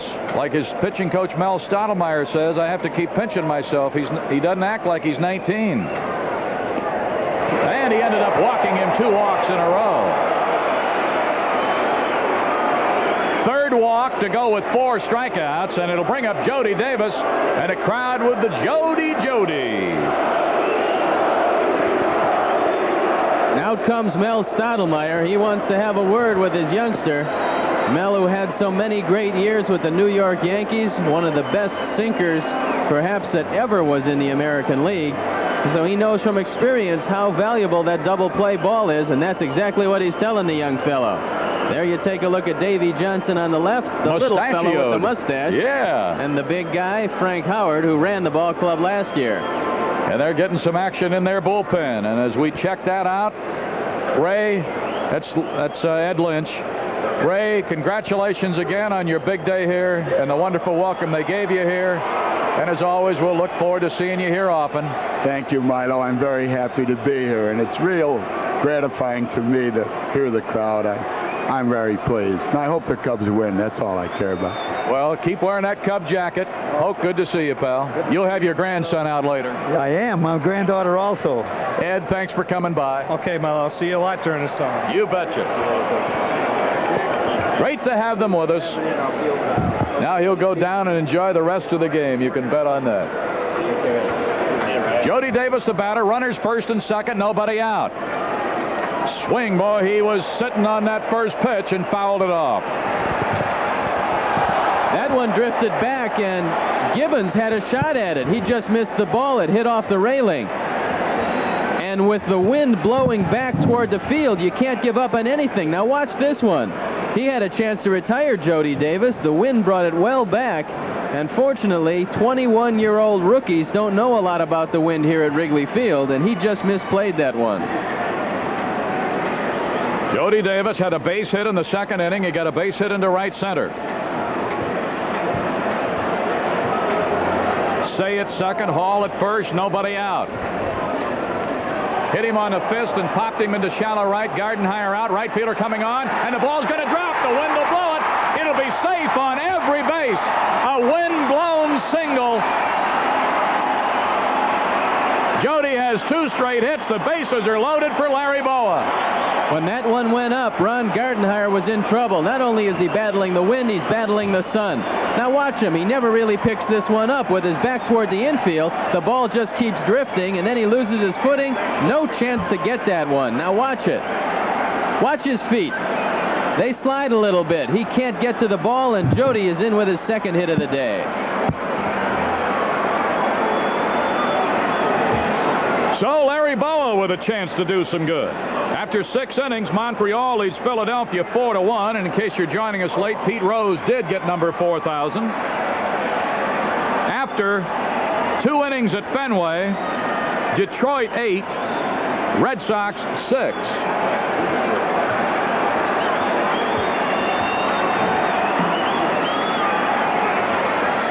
Breaking ball low, and the crowd ready for a big inning. And the Cubs, after struggling for runs in Los Angeles, would like to have one of those big innings. And this would be a good time for Larry to get his first hit of the year left-handed.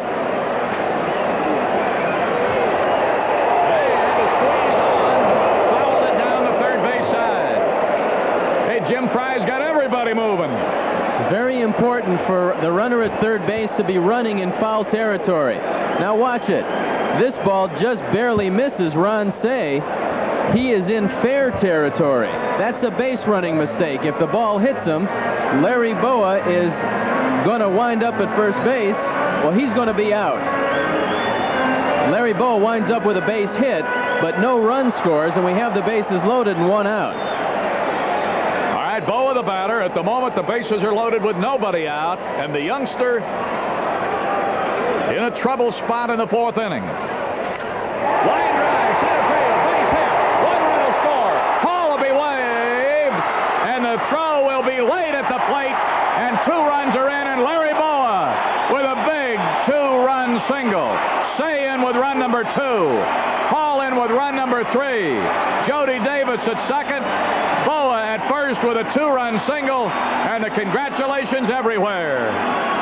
Larry goes with it and just barely gets it over the head of shortstop Jose Oquendo and in front of George Foster. And Foster doesn't have the best arm in the league. Zim knows that. He waves Mel Hall, and we've put 3 on the board. Steve Trout bounced out to the shortstop his first time up. Milo Hamilton with Steve Stone, flanked on the left by the veteran and good friend of many years, Jack Rosenberg.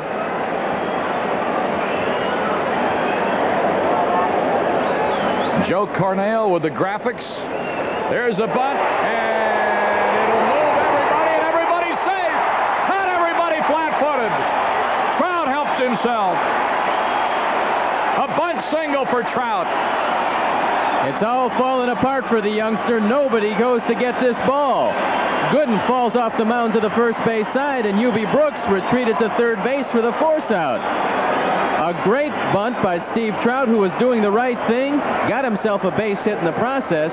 Ed Lynch continues to throw. The bases remain loaded with Cubs, and now the youngster is in his first major jam of his early major league career.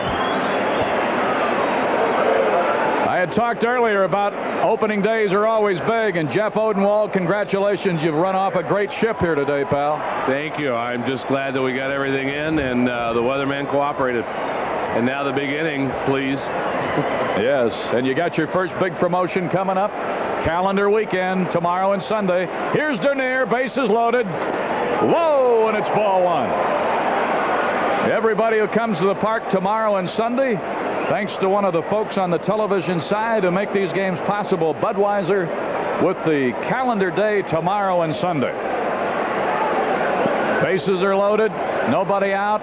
Look out. 2-0. You wonder how much longer he'll go with him here. Well, this is definitely his last hitter, and the 2 walks to lead off the inning really got Dwight Gooden in trouble. He walked Say and he walked Hall. Those are the 2 runs that have scored this inning. And now he's got to make a very difficult 2-0 pitch to Dernier. Take a look. Got it in, 2-1. Sandberg on deck, then Matthews. Bobby Dernier is the 6th Cub to bat in the inning. 2 runs are in, and the Cubs have a 3-0 lead. 4th inning. Opener at home. As you take a look at the Cubs all over the bases. 2-1 count. Started after it, laid off in time, 3-1. They asked for the appeal. Dick Stello says, Bob Dernier has flied to right, and he's flied to center here today. Just put the ball in play. 3 balls, 1 strike. Also have a good eye here. There's nobody out. 3-1 count. It's up. Oh, smothered, and he made a play. What a play by Gardenhire. He saved a run and maybe 2. And I'm going to tell you something. He just made a marvelous play and put an out on the board for him. Took a base hit away from Bob Dernier, and Steve Trout was not running to second base. Watch this one.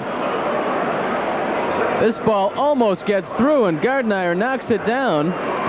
He flips to second. Trout's nowhere in the picture. Then he gets there, and the run scores. Watch it again. A great play. It saved a run. Got the youngster an out. Might have kept him in the ball game. Locates the ball and finally flips to Oquendo.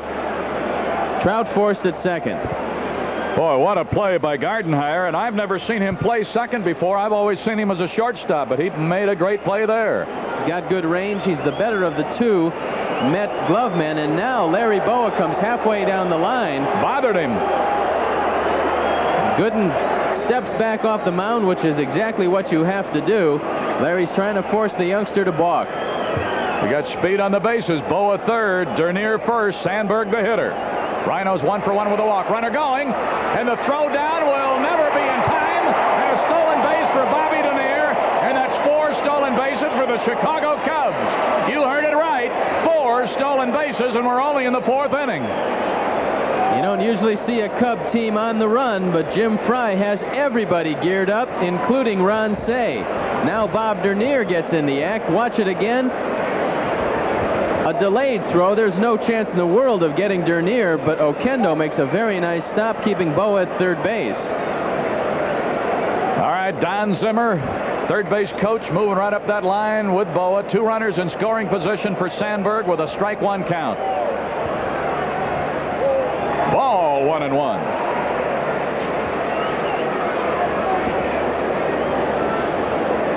We've added a 6th camera this year, and that's it from the first base side.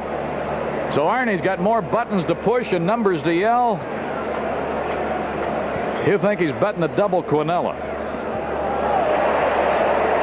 2 balls and a strike. You all right, Arnie?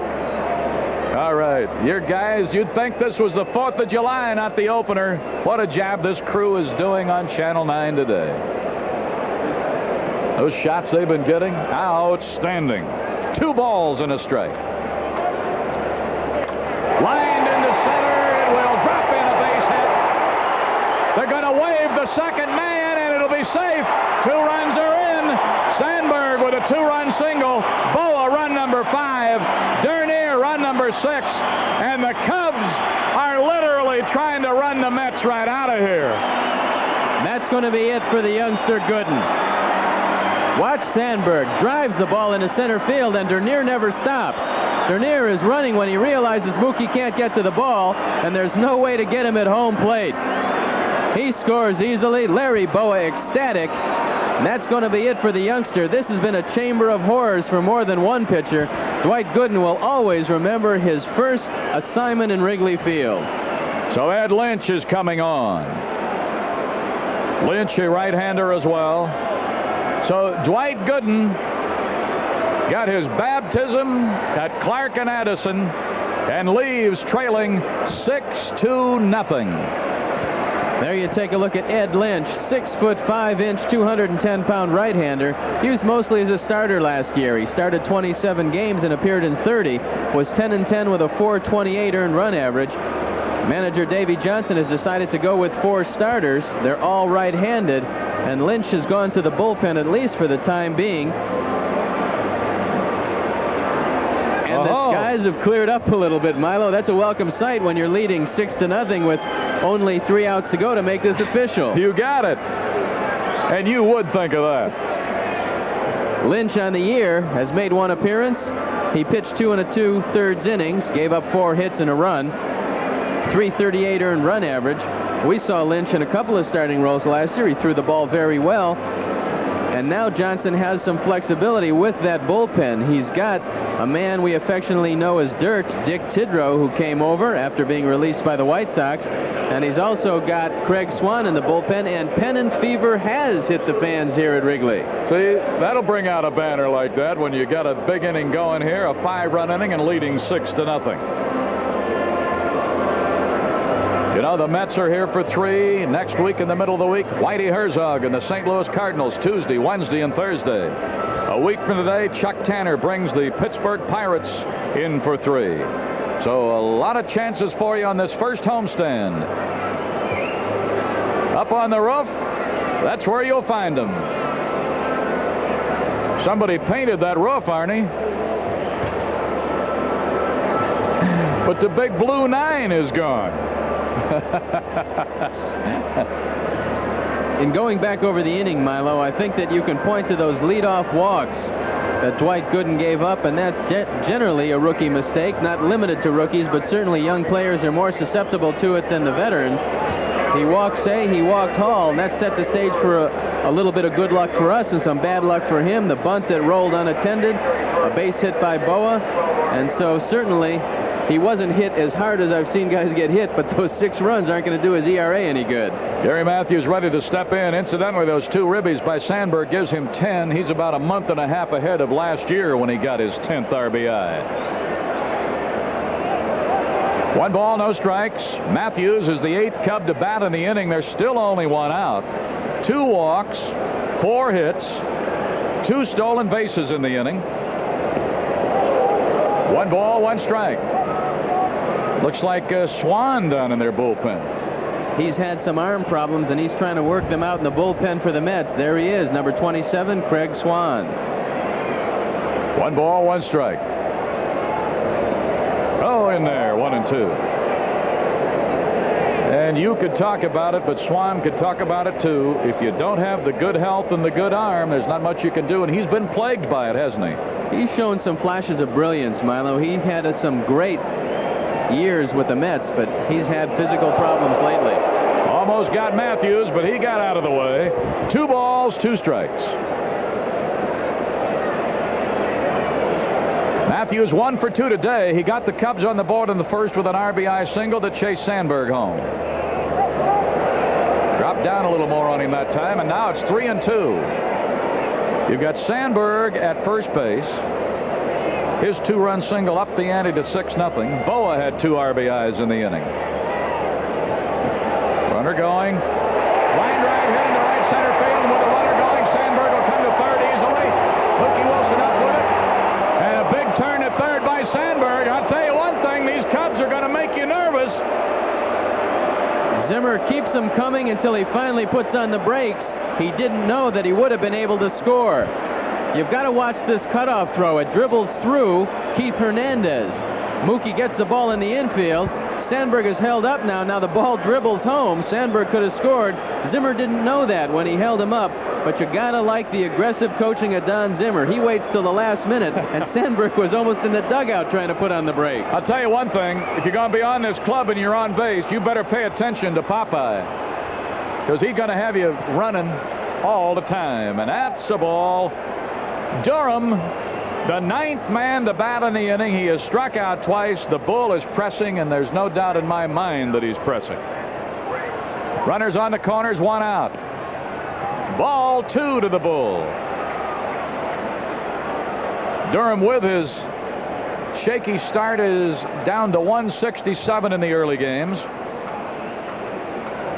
Strike, and it's 2-1.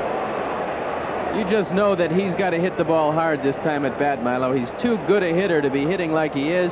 He is pressing a little bit. You can almost see it when he grabs the bat. Let's see what he does here.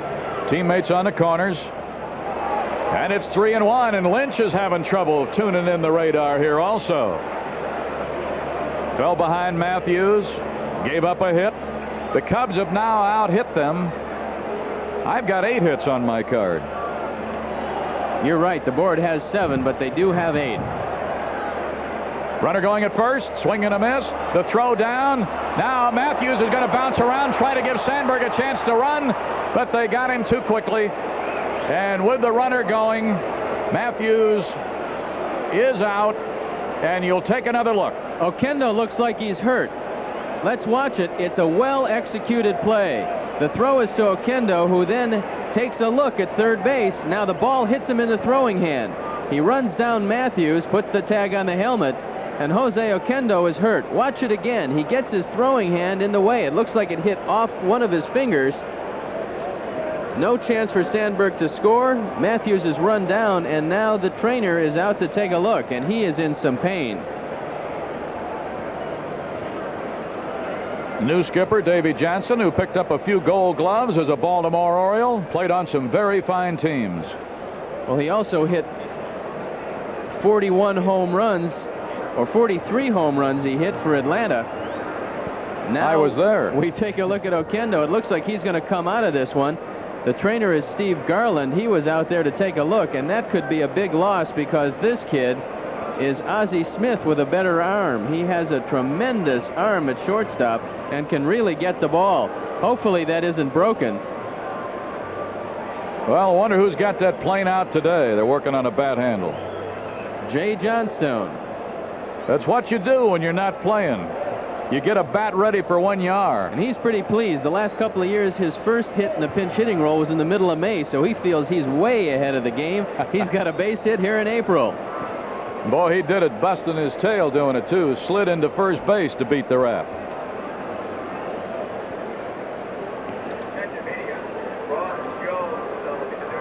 Ross Jones is in at shortstop now. And it looks like Oquendo is going to have that hand looked at. This could be a terrible loss for the Mets. Oquendo, who changed his hitting style, really shows a brilliant glove at shortstop. His arm is phenomenal, and if he's hurt for any length of time, it's going to take that double play combination that the Mets felt was one of their strong points and make them have to adjust their thinking a little bit.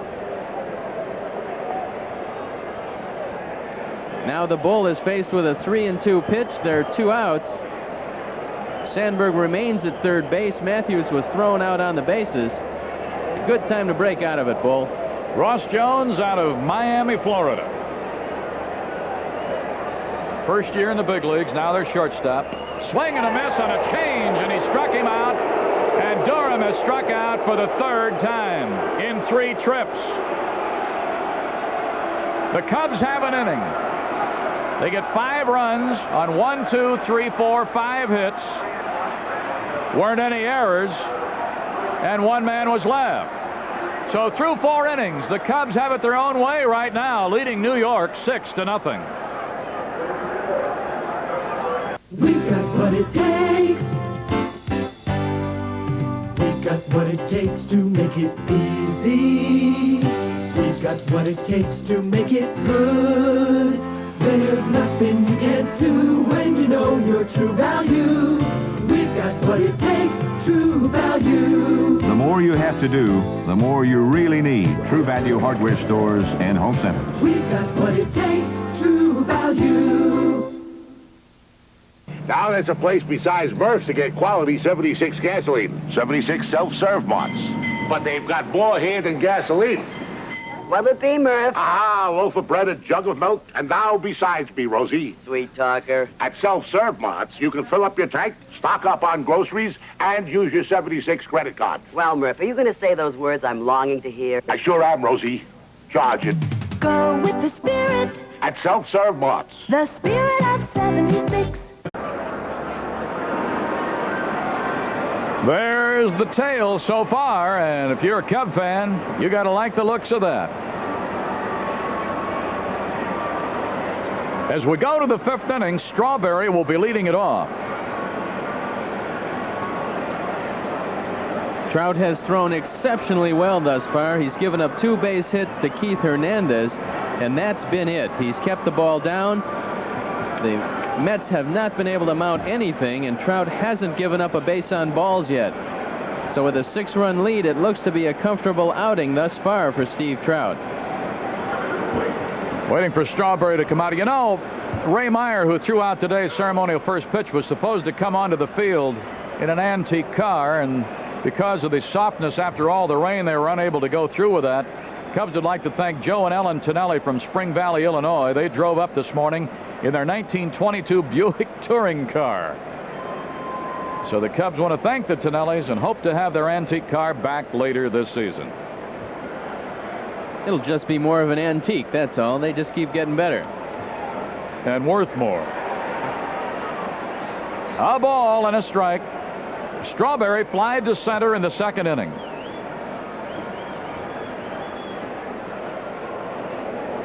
Two balls and a strike. Trout in front, 6-0. He's allowed 2 hits, and Hernandez has both of them. He's got such a beautiful stroke.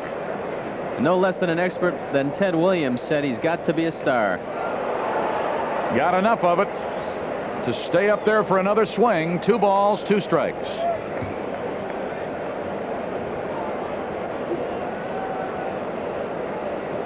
Trout against Strawberry.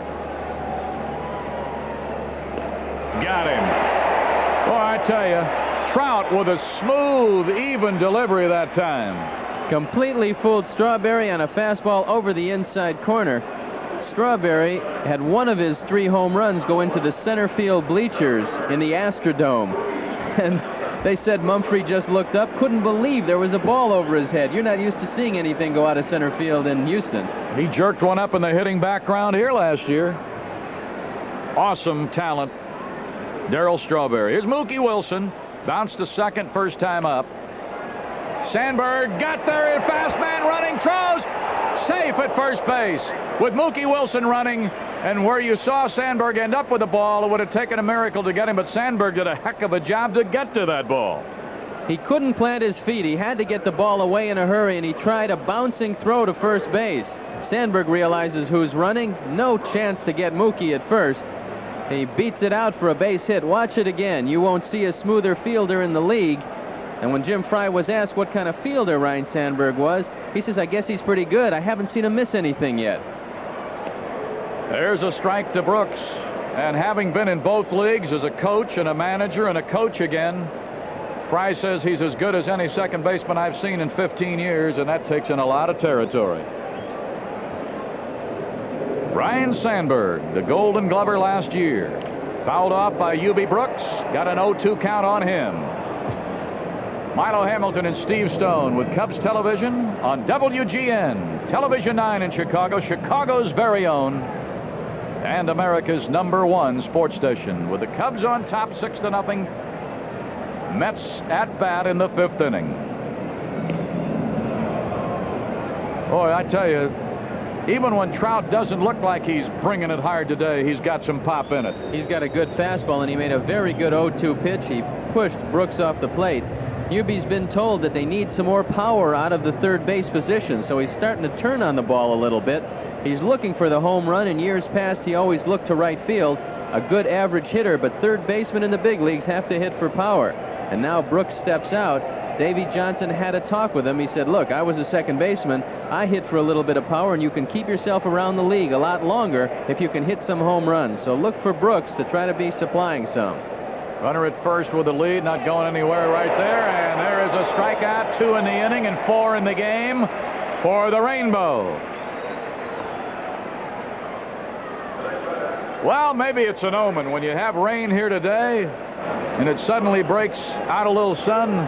Maybe the Rainbow will prevail. He's prevailed so far, hasn't walked anybody. 4 strikeouts. More important than that, he's getting ahead of every hitter, getting everything over the plate. John Gibbons, rookie catcher, never caught above Double-A. The shortstop who came in for Oquendo had played in Triple-A last year. So everybody you see coming on pretty young. So that's why Foster and Hernandez have to stabilize that club. 2 balls, no strikes, and they've gotten out of the gate with a flourish, and the Cubs are trying to slow that Met Express down here today, trying to establish, hey, wait a minute, we think we're better too. We got to show you now. Cubs are leading 6-0. Comebacker, Trout, easy, side retired. No runs and a hit, no errors, and a man left. We are halfway through this game. And after 4.5, the Cubs have 6 runs on 8 hits. The Mets are scoreless with 3 hits.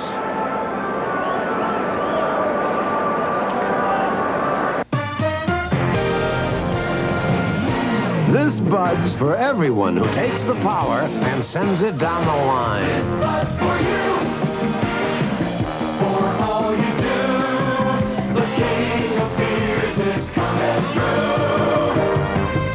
Yeah, just for you. That distinctively clean, crisp taste that says Budweiser. For all you do. This bud's for you. To World Cup champion Phil Mayer and pro photographer Russ Kinney, challenge is the name of the game. That's when Canon's AE1 program shows the stuff the winning shots are made of. Because to catch the best, you need an instrument with all the features a pro wants. Hey, Russ, can I try that? Sure. With a program mode that even lets Phil shoot like a pro, shade or sun. The AE1 program, so advanced, it's simple. Canon, the official 35mm camera of the 1984 Olympics. Now that'll refresh your memory about how it looks from many different angles at Wrigley Field. As we play our home opener, and the Cubs have the 6-0 lead as they come to bat in the 5th inning. And Ron Cey, who started the 5-run 4th with a walk and then a stolen base for the Penguin, will be leading it off. He'll be looking at Lynch.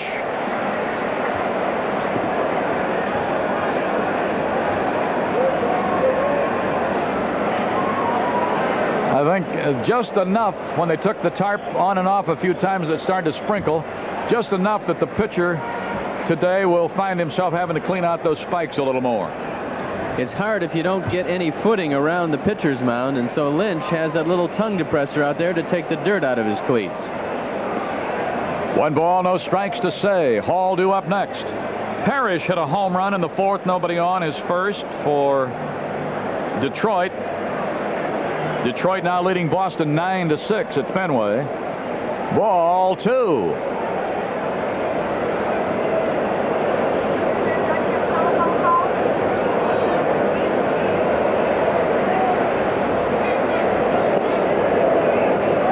It looks when he drops down more like he's got better control, Lynch. It looks like he's had arm problems at one time in his career, Milo. He short arms the ball just a little bit. It's an unusual delivery. It looks like he's doing it all with his arm, too, doesn't it? He is throwing a lot of arm here. He came over originally from Texas in 1979 as a player to be named later in the Willie Montanez trade. 3 balls and a strike. There's a drive. Deep left center field. Ball is going, gone! Holy Toledo! The Penguin bangs one out at Wrigley.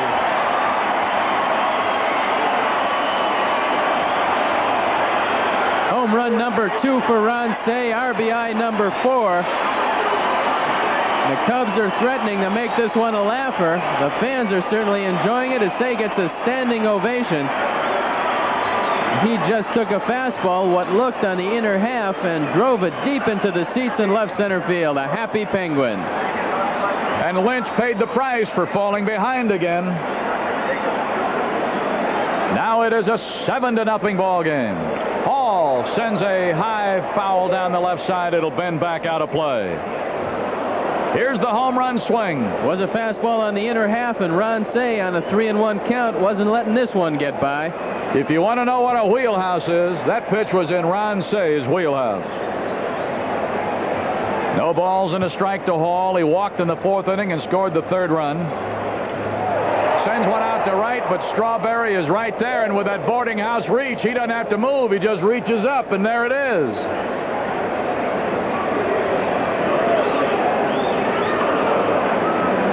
With Ray Meyer being in the crowd today, he looks at Strawberry and his mouth's got a water, saying, oh, I wonder if he... There's the Penguin. That's the happiness of driving one and being in front.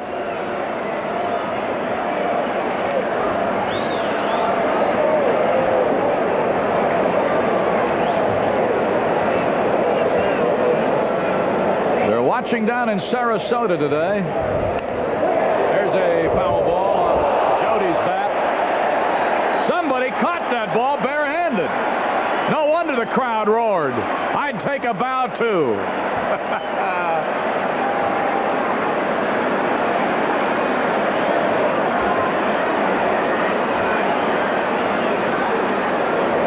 Look out.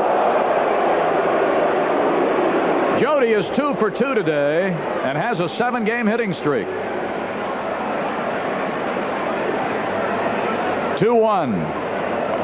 Tapped it foul. General manager of the Cedar Rapids Indians back in 1950, 51, 52. Jim Megan, watching down in Sarasota. I remember him well.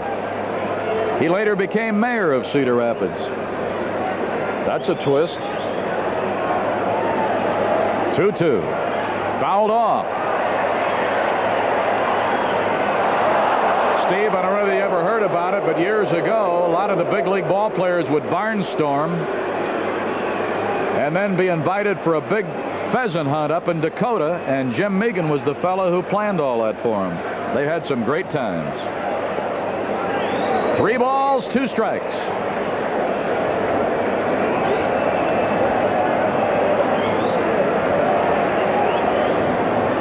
And Jim Budka, former engineer in this city, watching in St. Pete. There's a ball to Jody. I imagine Budka called up the minute he heard Joe Corneo's name. They're old pals. First walk by Lynch, and that is the 4th Cub to walk in this game.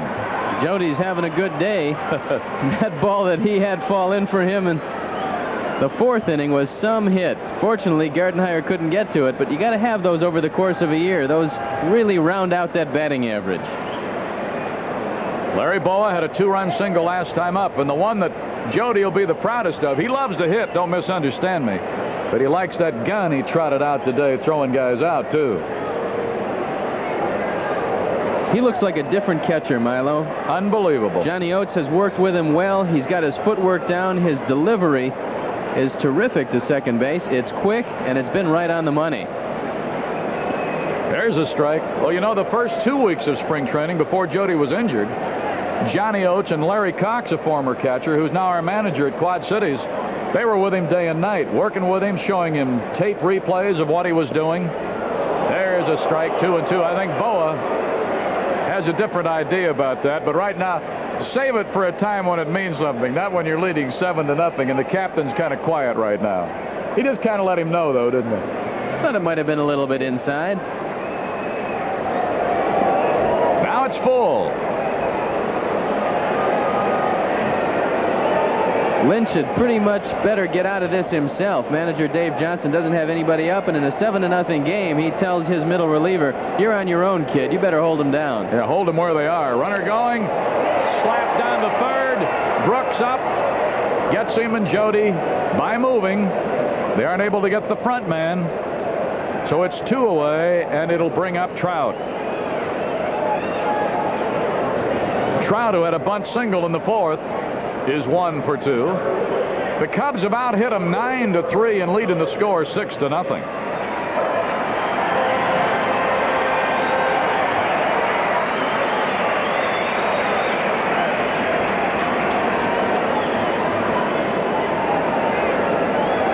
Trout's a pretty good hitting pitcher, and he wears out that hole between third and shortstop. If he gets a base hit, it's generally in that direction. Swan has started to loosen again in the New York bullpen. Tapper up the third base side. Lynch will... No! Now they're going to have Davis caught in a rundown because Jody coming around gambling that Lynch was going to try to throw to first. Had he have thrown to first, it would have worked because he couldn't have gotten Trout, but they got Jody. The thing that sets this play up is the fake by Lynch. Watch, he fakes to first, and then Jody keeps on going. No chance for him. Watch it again. When Lynch looks to first, Jody rounds the bag. Now there, he looks to first, fakes, turns around, and lo and behold, Jody's right in his face. See you later. All right, so 1 run on the homer by Say. We've played 5, and the Cubs lead 7-0.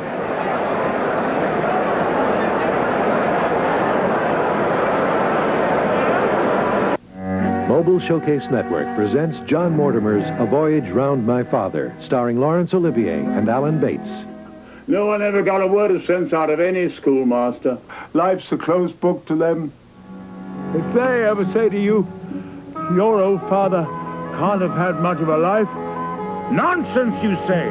He enjoyed every minute of it. Mobile Showcase Network's A Voyage Round My Father. Thursday night at 7 on Channel 9. Come on, Dad. I didn't need college to know gas is gas. Not true, son. Gasolines are well, they're kind of like people. Take Nick there. He's very special. A unique blend of qualities gives him a spirit nobody else has. And 76 gasolines are blended to give them spirit. Thanks, Dad. I'll get it. Hey, Nick, I just learned how spirited our gasoline is. Yeah, kind of like people. Well, take Murph there. He's very special. Fill her up with spirit. Like 76 gasolines, they're blended to give them spirit. The spirit of 76. Thinking about throwing in the towel? No, think about making it Michelob Light for the winners. Your serve.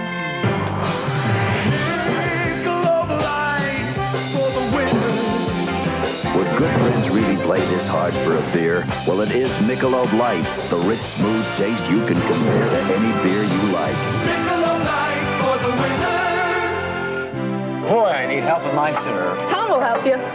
First, you remove the cap. Michelob Light. Going to the 6th inning, and want to send along hello to Michael Dowling, the young man who underwent a heart transplant at Loyola Memorial last month, released this week, getting along fine, and he can't wait to get out and see the Cubs, and we can't wait for Michael Dowling to get out here either. Also, Louise Dewberry of Chicago says she might be one of the oldest Cub fans. Hasn't missed a game in 40 years. Speaking of older fans, the diehard club out in Rock Island, one of the best. Dick Sellen from Rock Island who is one of those hard-working, die-hard Cub fans. He is signing up people all the time. It's great to have those kind of people rooting for you. Junior Ortiz is going to hit for Ed Lynch. Ortiz, who came over from the Pirates. 182 average in the young season, 3 RBIs. Line drive, going to sneak. Look at Hall! Look at Hall dive and make the play. And not a comfortable position for the glove to be in and hang on. Take another look at that, Steve. Mel Hall is playing him well, and he comes in and makes a spectacular diving catch. This looked like a base hit all the way. Watch Mel, a backhanded stab. He comes sliding in. Great play by Mel. Boy, a lot of times holding that glove down like that and your elbow will hit, that ball will pop out. Fine play by Hall. Here's Gardenhire 0 for 2.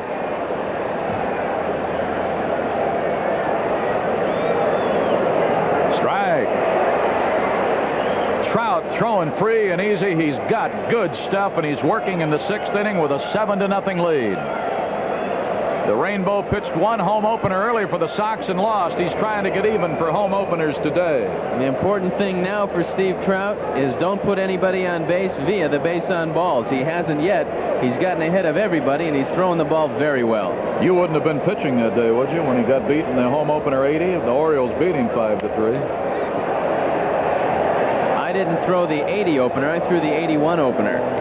That was the year that Mike Flanagan, winning the Cy Young Award in 1979, came on to throw that one and defeat Steve Trout. 2 balls, 2 strikes. Still 2-2.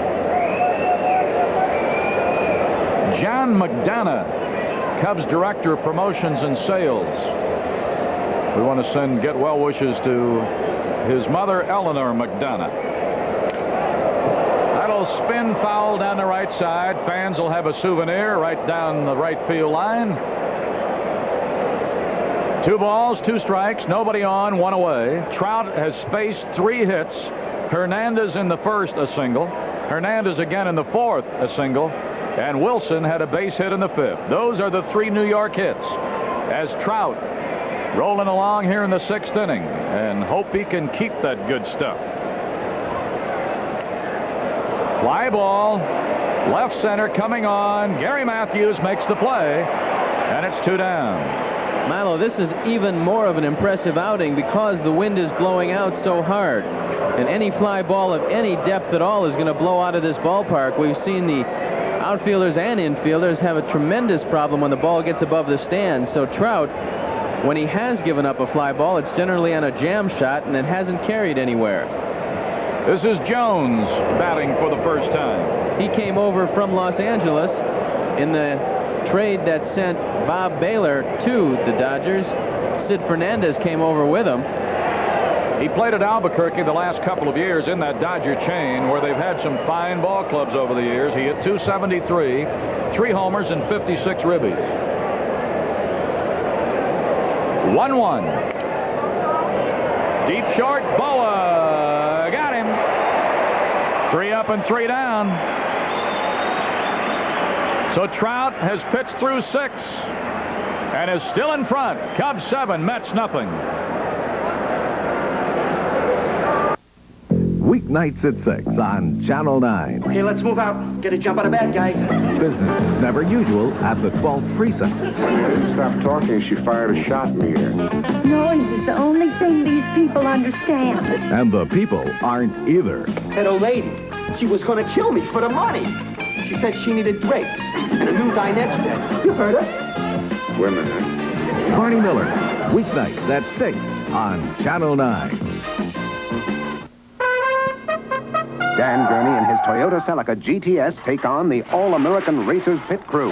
The pit crew looks over the Celica's ventilated disc brakes, the independent suspension. They check out the Celica's single overhead cam engine and electronic fuel injection. Inside, they check the Celica's luxurious comfort. What does all this mean to you? This is the right stuff. Oh, what a feeling. Celica. Toyota. A free lecture will be presented at the School of the Art Institute of Chicago on April 18th. For more information, call 443-3710.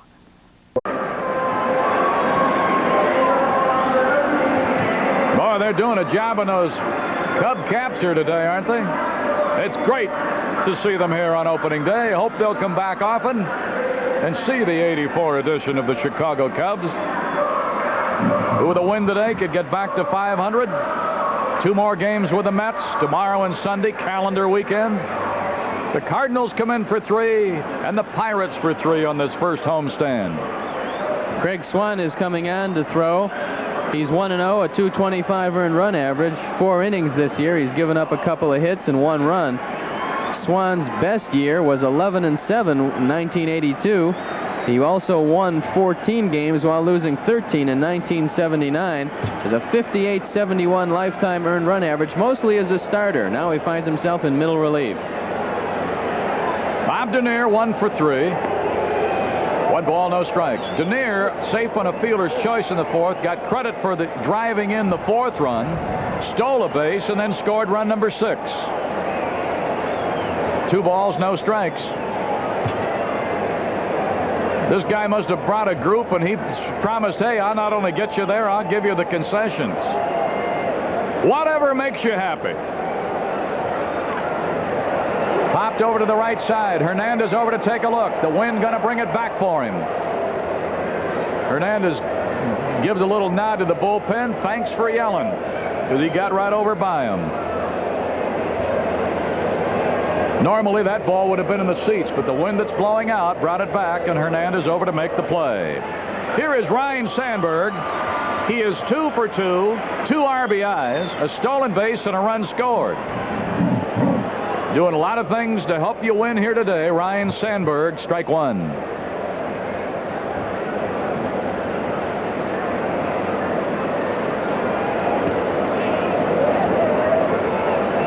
As we had mentioned earlier, Stanton Cook, Andy McKenna, Jim Finks were down below in the club box, but up in his perch where he looks down to see how his club is doing, Dallas Green.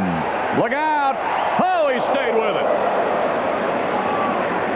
So the young catcher is finding out that Wrigley Field can be a different place to play. You try to line this one up with your nose, and hopefully you can keep your nose under it long enough so you can catch it. This one almost blows back in fair territory. Watch it again as Gibbons drifts back and stays with it. Boy, Swan has had some problems.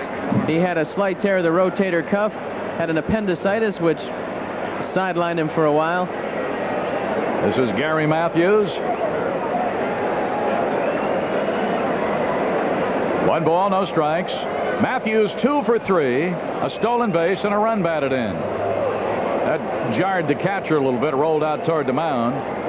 And the count is even at a ball and a strike. Swan didn't have to have rotator cuff surgery. Nobody's ever come back from that. He just had 10 or 12 weeks on the disabled list. He eventually rehabilitated himself. 1-1 to Matthews. 2 balls and a strike.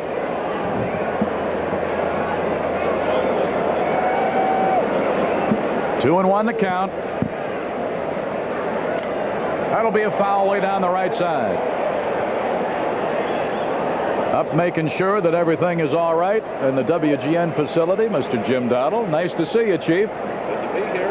Nothing like a little happiness at the park. You've got that big smile today. 2-2. Look out. Full count. Matthews had to get under a low bridge. Nobody on, 2 down. Cubs are leading 7-0 at a 5-run 4th. That'll be a base on ball. Walk number 1 by Swan and number 5 for the Cubs today. And here is Durham. Going to take some of the static for a position that he didn't create. I'd love to see him get a base hit. There's a drive out into deep left center, but it will be off the wall. Here comes Gary Matthews. Here comes the bull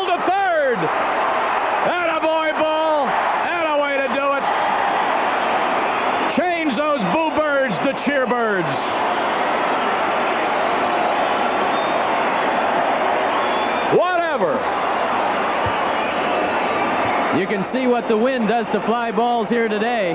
Mookie Wilson has this one all the way. It looks like it's popped up, but it's popped up awfully deep. Now watch Wilson. He runs out of room. The ball winds up against the wall, and George Foster alertly backs him up, but not before Leon knocks in the 8th run, winds up all the way at third base. Boy, that ought to do him a world of good. Now, Ron Say is waiting for Swan to clean out the spikes. 8-0 Cubs. You don't have to really remind a player if he's struck out 3 times in 3 trips. He knows it better than you do. And when he can get up there and sock one like he did, more power to the Bull. And that's a ball, 1-0. Ron Say today is 1 for 2 plus a walk. His 1 was a home run to left center in the 5th inning.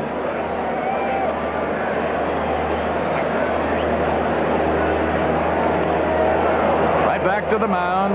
Swan will come off. Fire to Hernandez. Side retired, but the Cubs with a walk and a triple. Durham driving in Matthews. 1 run, 1 hit. No errors, 1 left. And after 6 innings, the Cubs, in their home opener, are pleasing themselves and the crowd, leading New York 8-0. Hey, you know what's up here? Your new Empire carpet. Oh, it's gorgeous. Let me tell you about it. First of all, it won't cost you much. From $6.95 a yard installed, including foam padding. Our credit plan gives you 60 days to make an installment payment. And now to celebrate our 25th anniversary, we're offering this push-button telephone or Abyssal shampoo free with any carpet order. So call us about your new carpet. 588-2300 Empire. Hey, guys, how do I get down from here? Guys? Burger King presents building a delicious new breakfast sandwich, the croissant. Start with a light, flaky croissant. This, to me, is much superior to an English muffin. It's nice and moist. Add a fresh grade A egg. It would make an excellent breakfast. Melted cheese. I like the bacon. Crispy bacon, country sausage or ham. The ham is tender and very juicy. And there you have it, the croissant. Aren't you hungry for Burger King now? It's delicious.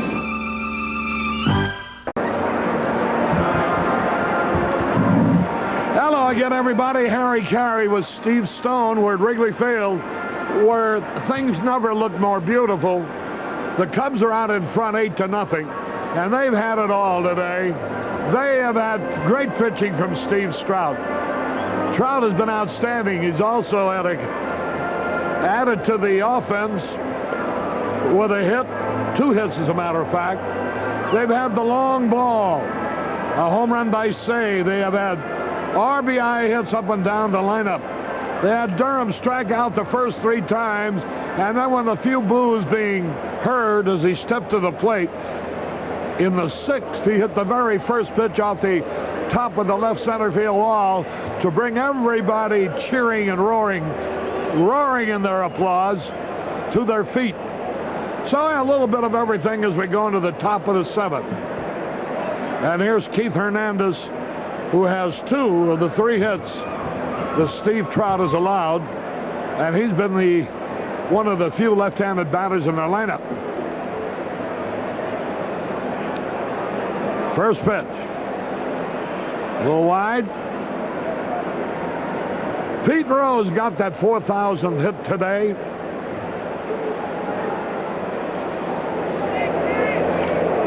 As he helped Montreal beat the Phillies 5-1. And what a slugfest at Boston. 9-6. The Tigers lead at the end of 5. A ball and a strike. Ground ball headed for right field. Base hit is 3rd for Hernandez.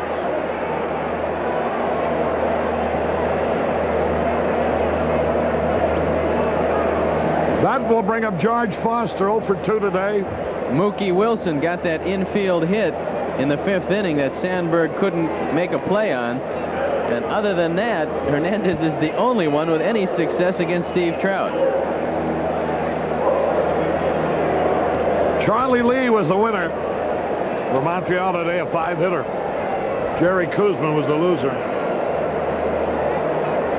48,000. Montreal today. Here's Foster with one on, nobody out. Half swing, he fouls it back. Soren Hall from Notre Dame represented here today. A group of 45 of them.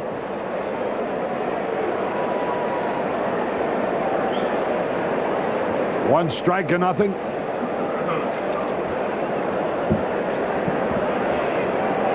The National Honor Society from Loyola's here.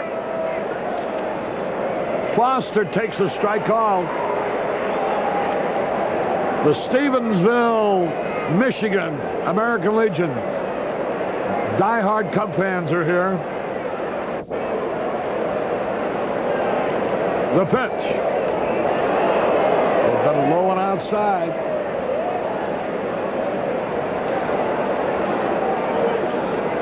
One and two the count.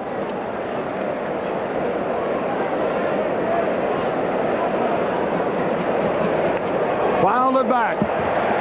Out of play.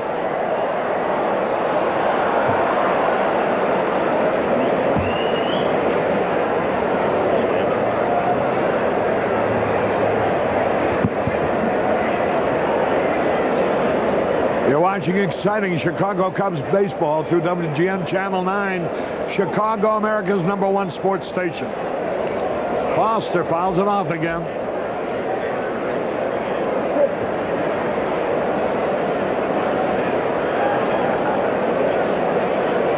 One and two, the count. Well, they're watching the game down in New Orleans and also in Iowa City and also in Las Vegas, Nevada.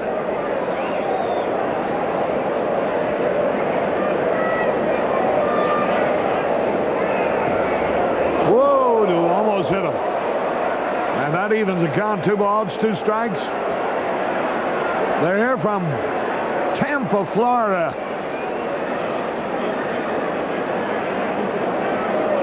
Everyone's enjoying the game today. Is that a relative of yours, too? It's a good way to keep warm, I'll tell you that. I mean the good-looking girl. 2 balls, 2 strikes.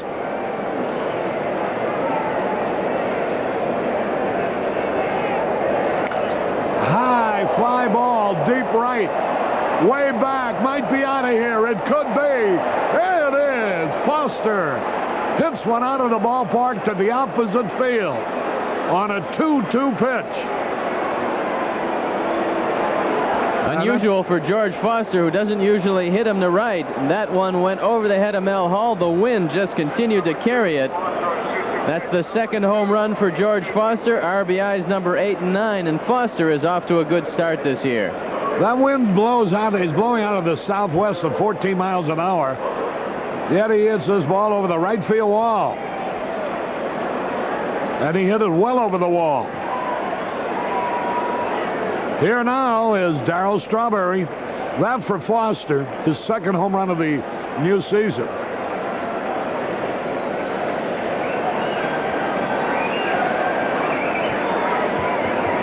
Activity in the bullpen. Dickie Knowles.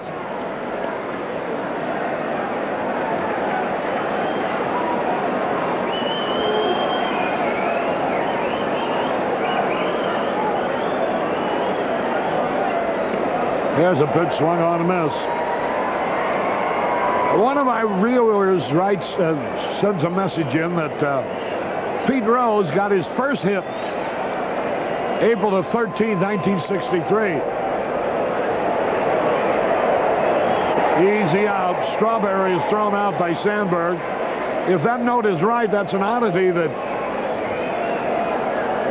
22 years later, on the very same date of April the 13th, that he would get his 4,000th hit, the first coming on the same day 22 years ago. 1 out, 2 in, 8-2 Cubs. And this is Mookie Wilson batting right-handed. Switch hitter. Remember, calendar weekend tomorrow and Sunday. Smash to Sharp. Larry Boa. He is out. Boy, Larry has played just well. Everybody's looked. This has looked like a team headed for the World Series here today. I wish we could just film this game and not even show up the rest of the year. Just play the tape every day. Hubie Brooks stands in 0 for 2 today. Look, a smash off Trout's glove. Boa throws him out. Hubie Brooks smash one. Trout got his glove up in time, and Larry Boa made a great play. 2 runs, 2 hits, no errors, nobody left. Listen to this crowd. We go to the bottom of the 7th. Cubs 8, Mets 2. All right. Everybody, let me hear you. What a day to sing. A 1, a 2, everybody now. A 3. Take me out.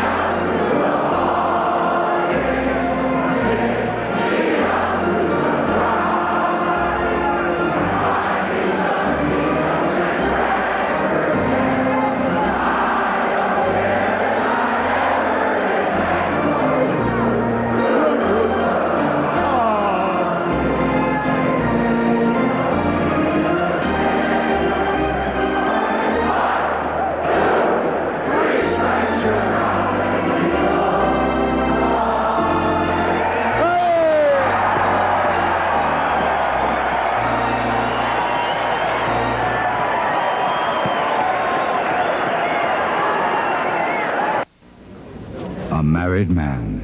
Do you think it's too late for a man of my age to go into politics? Like changing her wife, it's never too late. An unmarried woman. Why don't you come round for a drink? When? Now. An unhappy wife.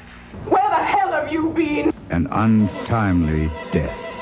Don't miss Anthony Hopkins as a married man. Coming Friday, April 20th on Channel 9. This Bud's for everyone who scrapes it, sprays it, and lays it on smooth. This Bud's for you. For all you do, the king of beers is coming through. Yeah, just for you. That distinctively clean, crisp taste that says Budweiser. For all you do. This Bud's for you.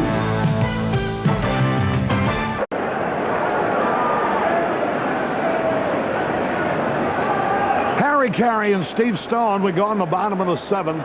Here's Mel Hall. Made a great catch earlier today. Boy, I tell you, we have had everything. This has been the perfect home opener. I don't know, Harry. I think they took the pressure off you by playing the organ for that take me out to the ball game. Here's a drive by Mel Hall. Strawberry back. It's over his head. And here's Hall on his way to second base with a double. He really creamed that one. That keeps his hitting streak alive at 10. Strawberry thinks he has this one. He stops a little bit, and then the ball blows over his head. No chance to get it. Mel on the way to second. Here's Jody Davis with a perfect day so far. 2 singles and a walk.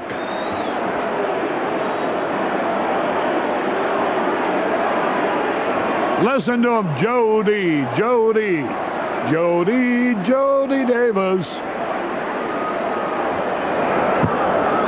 They're rolling that Hall missed first base, but the appeal is not allowed. Hernandez thought he might as well try. Billy Williams has to make the call because Dick Stello went out to see if the ball was caught, so it's the home plate umpire's decision. Jody takes a curve in there. Craig Swan, the third pitcher used. 8-2, the Cubs are out in front. George Foster hit a 2-run homer off Steve Trout to put him on the scoreboard, taking him off the Schneider. Whoa, he didn't mean to swing. He wanted to check it. Fouled it off. Well, the new Cubs song is Go Cubs Go. And it sure applies today. Now watching in Edina, Minnesota. Curveball a little bit low. Familiar pitching style. We've seen it many times. Dick Tidrow is throwing in the Mets bullpen. Tidrow, whom you all remember from the Cub days, and also with the White Sox last year. Curve low. 2 balls, 2 strikes. The Gustafsons are here from Crystal Falls, Michigan. 2-2 is the count.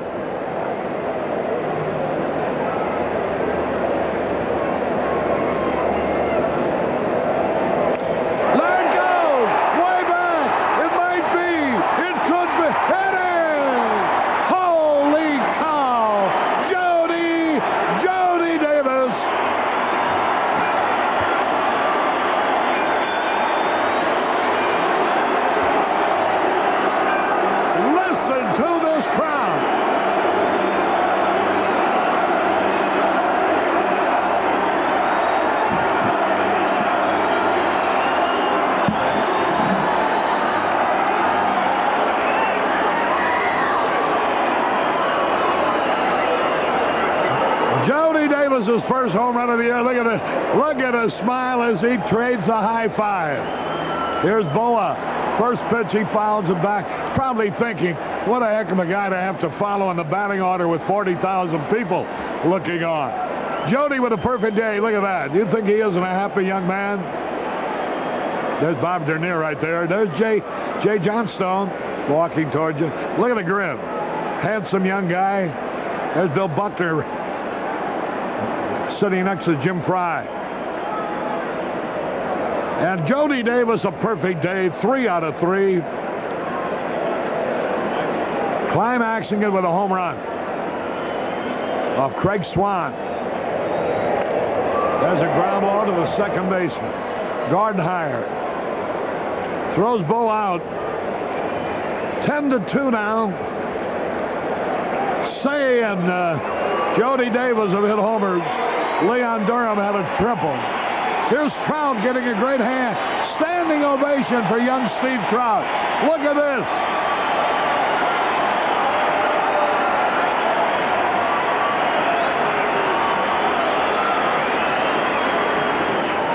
Swings and he pops a foul out of play.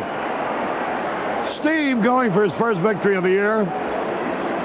He's also had a couple of hits. He's had 2 runs batted in for the season.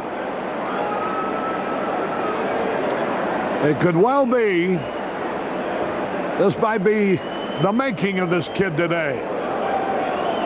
He just needs a good outing or 2 in succession, and there's no telling how many he'll win. 0-2 the pitch.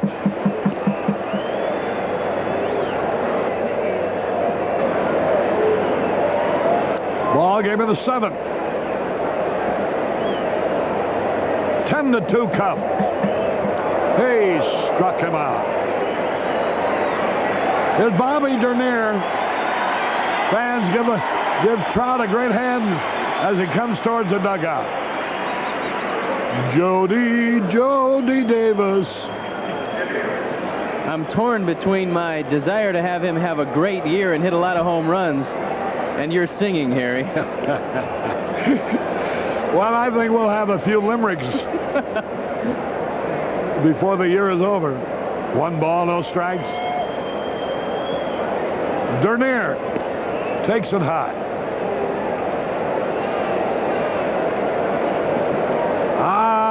The ice-cold Budweiser will taste better than ever after the game today. 2 balls, no strikes.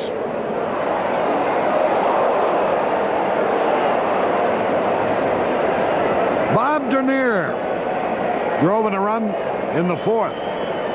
Stole a base. Cubs have swiped 4 of them. Ball is high. Jim Fry's knowledge of the Mets ball club as their former coach and of the Mets personnel. Ground ball in the hole. Going to be a close play. He is out. To retire the side, Ross Jones threw out Dernier. 2 runs, 2 hits, no errors, nobody left. At the end of 7th, It's the Cubs 10, the Mets 2. We are Pepsi-free, caffeine-free. Diet Pepsi-free is caffeine and sugar-free. I like that, but I love the taste. Diet Pepsi-free. Diet Pepsi-free. How'd you put all that taste in this little bitty can? Diet Pepsi-free. When you're talking Diet Pepsi-free, you're talking taste. And all that taste is caffeine-free. I love it. We are Pepsi-free. Regular and diet. Burger King's got a delicious new way to say good morning. The croissant-wich. For which? Croissant-wich. It's like fresh baked bread. You bet. Egg, sausage, croissants. It's morning. It is. Cheese melted right over the egg. You get your choice of ham, sausage. I like the bacon. Or bacon. Burger King's new croissant-wich. Too hungry for Burger King now. Breakfast on a croissant. Brilliant idea. Harry Carey back at Wrigley Field. We go into the top of the 8th inning now. Steve Trout would like to go all the way. Become the first Cub pitcher of the new season to pitch a complete game. The DUs are here from Bradley University in Peoria. While Pete Van Auken's Peoria Chiefs took it on the chin 10-1 last night. Good pitching staff down there, huh? Well, maybe it'll be better tonight. Here's John Gibbons. Look at the Cubs with 13 hits, 4 stolen bases, a couple of home runs, triples, doubles. There's a smash right at Larry Boa. Fine defensive plays like that one. Look at this. Is it 87 degrees at Wrigley Field? Might be a Budweiser or two in that, young man. Take off your shirt today. I know he's not getting any sun. Well, the ardor of the fans heats the body. Another guy is a little more normal, I guess. Look how he's dressed. Scarf, gloves, overcoat. We have a pinch hitter coming up. Mike Fitzgerald has come on to hit for Swan. It'll be Dick Tidrow coming on in the 8th for the Mets. There's the pitch a little outside to even the count. A ball and a strike. Fitzgerald. Right-hand batter waiting. He didn't mean to swing, a little dribbler. Larry Boa's going to throw him out. Boa throws out Mike Fitzgerald, who tried to check his swing and hit one of those "I didn't mean to do it" rollers to short. Ross Jones is in the ball game instead of Jose Oquendo, and the Mets may have lost something a lot more valuable than this game if Oquendo is hurt. He took a throw at second base, and the ball landed off his hand. Hopefully, the young shortstop will be okay. There's a ground ball hit to Larry Boa again. Gardenhire rolls to Boa, and it's an easy inning for Trout. 1, 2, 3. We go into the bottom half of the 8th inning. Cubs 10, Mets 2.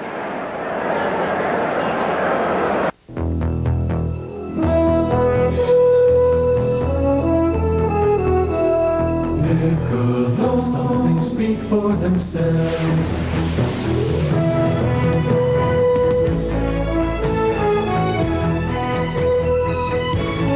Michelob, one smooth and mellow taste tells you all you need to know. Michelob, some things speak for themselves. You've invested a lot in the tools of your trade. You want them to pay off. You want to keep them busy. That's why you also invest in the Yellow Pages, where your ad is on the job every day of the year, so other businesses who need you can find you. With all you've put into your business, your ad belongs in the Yellow Pages. It's the small investment that keeps your big investments paying off. Yeah. Harry Carey and Steve Stone. We go now into the bottom of the 8th inning. Ryan Sandberg, who's had a good day, 2 out of 3, 2 runs batted in, a stolen base, a run scored. Sandberg will be leading it off against a new pitcher, Dick Tidrow. Tidrow was a free agent after being released by the White Sox. He caught on with the Mets, made the club in spring training. He threw the ball very well. He gives him some stability in the bullpen. Tidrow is performing in his 3rd ball game, a .450 earned run average. He's only thrown 2 innings. So Dirt will come on in a game that looks like it's not going to mean a great deal, but he'd like to have a couple of good outings because they do a lot of shifting before that June 15th trade deadline, and Dirt would like to be around for another couple of years.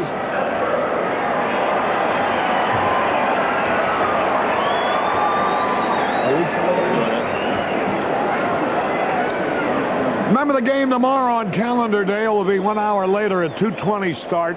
Here's Tidrow's first pitch. Curveball in there for a strike call. Tidrow tough on right-hand hitters because he wheels from the side. Remember, 2:20 starting time tomorrow.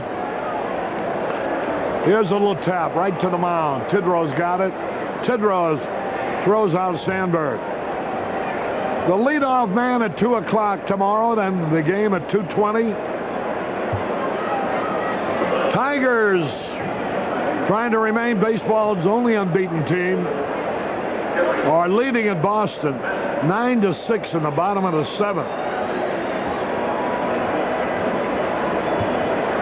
They're from Soren Hall in Notre Dame.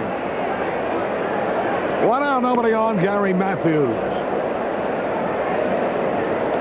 who drove in the first run of the ball game. 1 ball, no strikes. There's a long drive, way back. It might be. It could be. It is a home run. Holy cow. Gary Matthews into the center field bleachers. 3 for 4 today for Matthews, who continues to be an offensive spark for the Cubs. His 3rd RBI of the year. He's got 2 of those today. His first home run. That's a 3rd today for the Cubs. They've had everything. Finesse, 4 stolen bases. Power, 3 home runs. And a triple.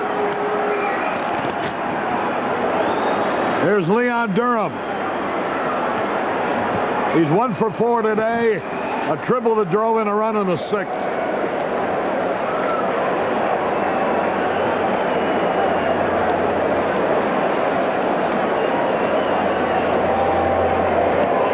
A strike call.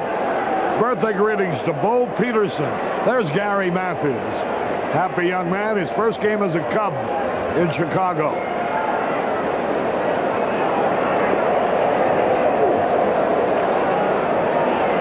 Watch it again. Matthews shows you how strong he is by driving this one to right center field. Mookie just gives up. Boy, Durham had a good cut.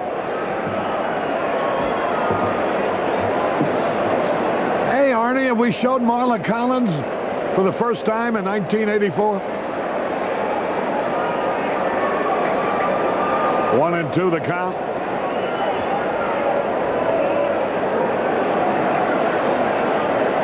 That evens it up at 2-2. There's Marla. Dressed very warmly.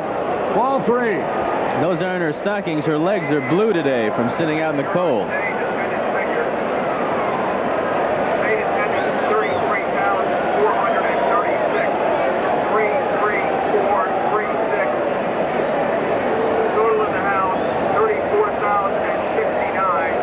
There's a pitch foul out of play. 33,436 paid here. On a threatening day in Chicago. Well, he walked him. Durham gets a base on ball. Gooden started, pitched 3 1/3 innings, then Lynch an inning and a third, Swan 2, and Tidrow will finish it up for the Mets. Cubs now are leading 11-2. Doug Sisk is now throwing in the bullpen for the Mets. So they haven't hit anything from us. We've seen just about all of them, except for Jesse Orozco. Say hits a high pop fly. Short center, everybody chasing it. And Mookie Wilson makes the catch, and they're going to get a double play at first base because Durham forgot how many out there were, and he was running. He thought there were 2 out. And that becomes a double play, and it's 1 run, 1 hit. No errors, nobody left. At the end of 8 innings, the Cubs 11, the Mets 2. You'll find special offers and big savings during the great spring hardware event at True Value Hardware Stores. Choose from a Black & Decker variable speed reversing drill and this Skill circular saw with free carbide blade. You'll also find the Black & Decker double-edged hedge trimmer and this True Temper pull rake with spring-tempered steel teeth. Then look for other outstanding values in the spring and summer catalog, coming soon from participating True Value Hardware Stores and home centers.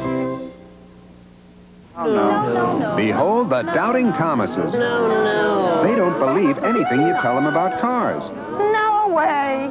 They don't believe you can get a roomy front-wheel drive car that's affordable and gets great gas mileage, too. Impossible. Then we showed them the Toyota Corolla, the high-mileage sedan that's roomy and downright affordable. Come on, how can Corolla give you so much for so little? It's just a Toyota tradition. We believe! We believe! We believe! Nothing like this ever happened to your lawn before. Scott's announces the Turf Builder fertilizer just got better. Now it gives you even healthier growth. And remarkably, Scott's can sell new Turf Builder for less. When Turf Builder gets better and it costs less, that's a breakthrough. New Turf Builder from Scott's. Now you can pay less for the #1 selling fertilizer on Earth.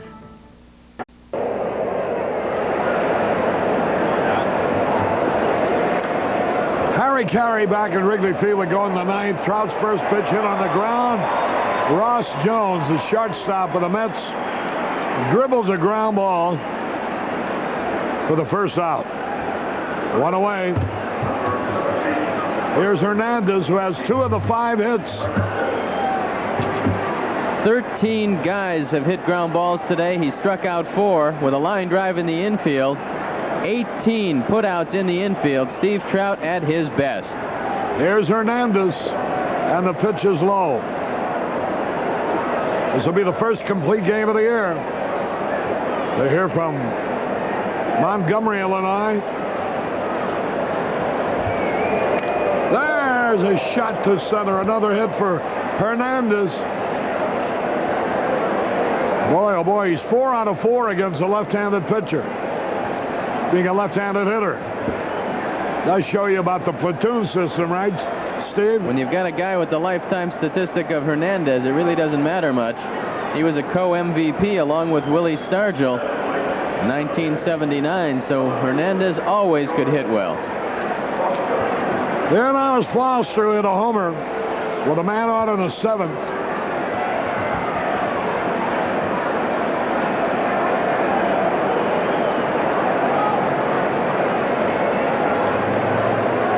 Ball game in the top of the 9th.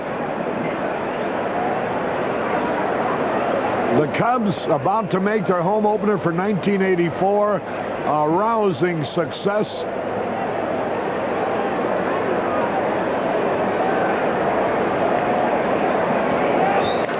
Line drive, right field, Mel Hall back. Oh, he makes a sensational catch. Boy, what a play by Mel Hall. That ball was hit over his head. How he held on, I don't know. Let's watch it again. You won't see many better than this. Watch Mel Hall get a great break on this vicious line drive by George Foster.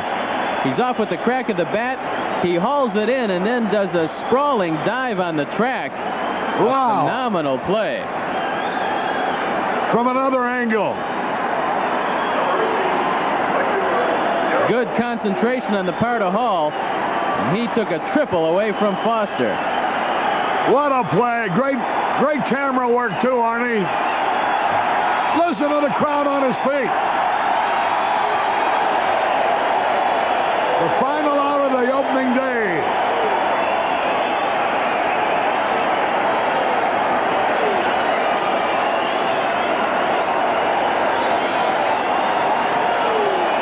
Strawberry takes a fastball low. Trout has pitched a 6-hitter. 4 of the 6 hits by Keith Hernandez. High pop foul back. Boy, Strawberry had a good pitch to hit, but he didn't get it. Fouled it off. A ball and a strike.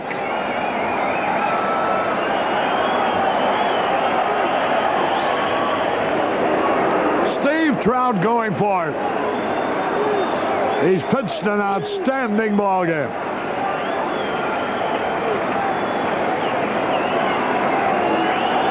Two balls and a strike. Just missed with a slider, ball 3. 3 balls and a strike.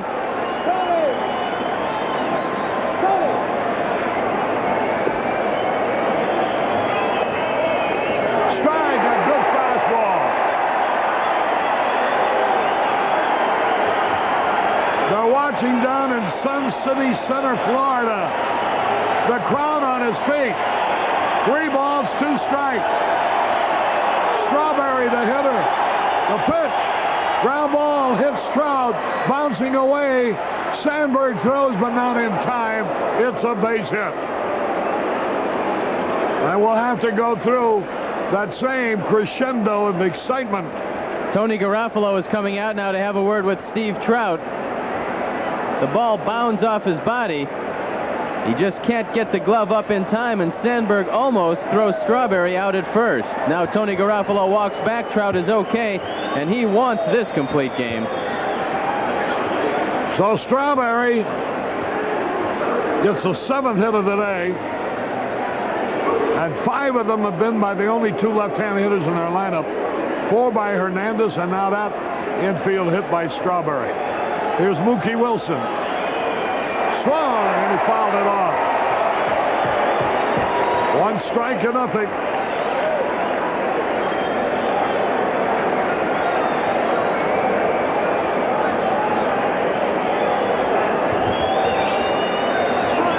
(11-2) Cubs. A little bit low. Boy, Trout is still throwing hard. His fastball has been alive. There's a good-looking Mookie Wilson. Ground ball, Boa. Cubs win. Cubs win. Listen to the crowd.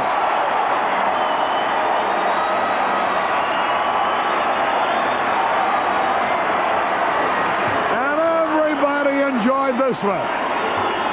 From Stanton Cook, head of the Tribune Company, through the ranks of Andy McKenna,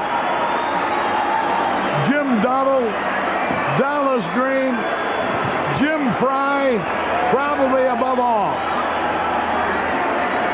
Dallas has put this ball club together, and Jim has certainly known what to do with it. And this is a happy day for that young man, believe you me.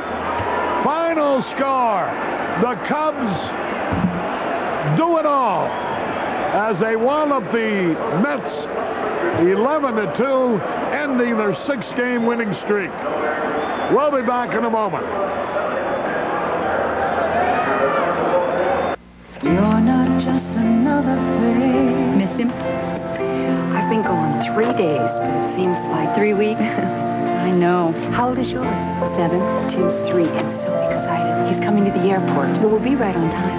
More coffee? United carries over 100,000 travelers a day. But what makes us the Friendly Skies is that we never forget their people just like us. I'm sure they're more excited than they look. Bye-bye. This Bud's for everyone who keeps things rolling on the mighty Mississippi. Breakaway barge, please respond. Get him. We're right below here and we all the way out. I'll come around on the port side and bumper there.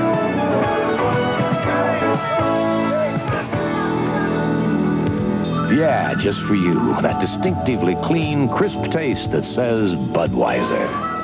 For all you do, this much for you. Chuck Norris is Sean Kane. They killed his best friend. Betrayed his trust. Someone set us up. Tried to kill him. And kidnapped the woman he loves. Now he's out for revenge. Embassy Night at the Movies presents the commercial television premiere of An Eye for an Eye. Coming Wednesday, April 25th on Channel 9. Canon is proud to be the official 35mm camera of the 1984 Olympics. Like gold medalist Jennifer Chandler, it takes precision to perform at this level. Here, the Canon AE-1 program performs, capturing Chandler's high-diving artistry through Canon's high technology. And it's so simple, you flip for it. Canon's AE-1 program, so advanced, it's simple. Enter the Canon Photo Contest and win a trip to the 1984 Olympics. Details at dealers. McDonald's brings you the morning news. Our new sizzling sausage McMuffin. A McMuffin sandwich with a sizzle in the middle. Come on in and try it. McDonald's and you. McDonald's has two. A sausage McMuffin with melted cheese. Or sausage McMuffin with egg, if you please. They've got sizzle. New sausage McMuffin. In the middle. And sausage McMuffin with egg. McDonald's and you.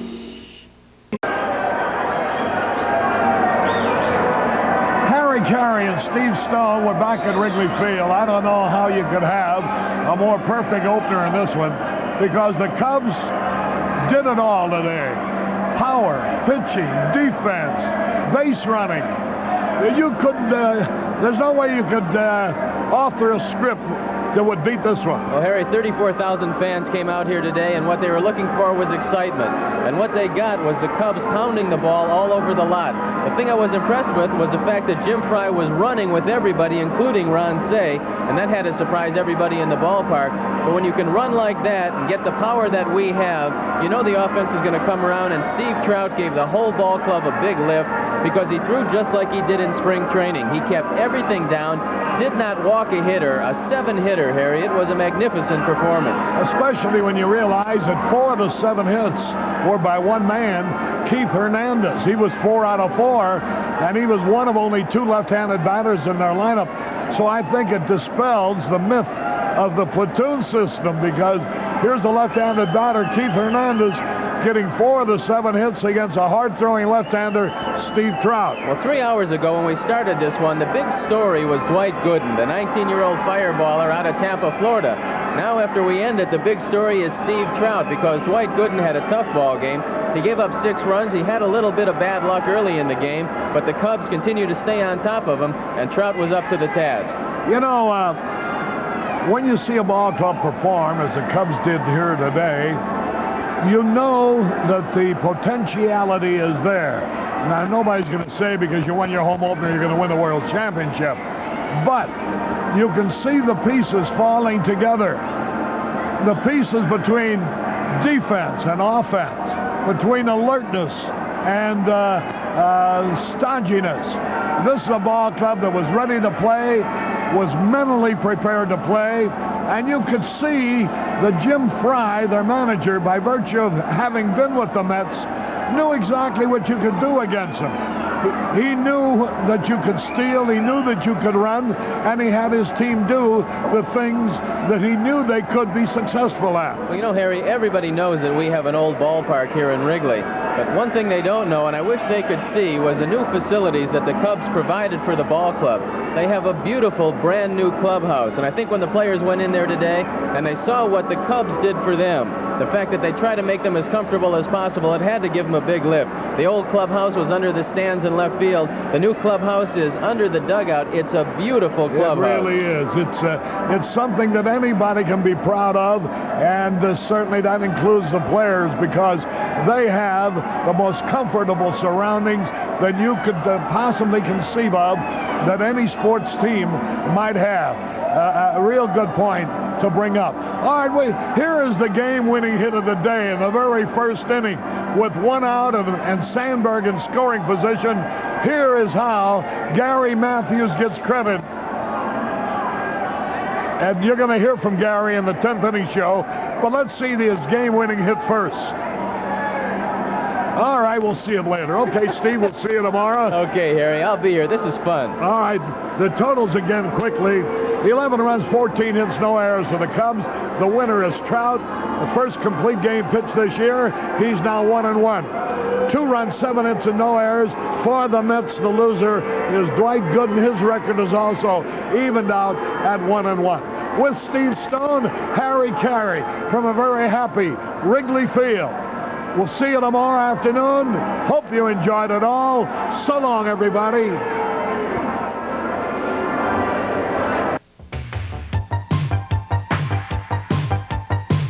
Our participating advertisers in Cubs baseball were Anheuser-Busch, St. Louis, Brewers of Michelob. Some things speak for themselves. Zenith and your Zenith dealers. At Zenith, the quality goes in before the name goes on. United Airlines. You're not just flying, you're flying the friendly skies. Canon, the official 35mm camera of the 1984 Olympics. Union 76 and your neighborhood Union 76 dealers who invite you to go with the spirit of 76. Toyota, who remind you to buckle up your children for safety. It's a good feeling. Toyota. And True Value.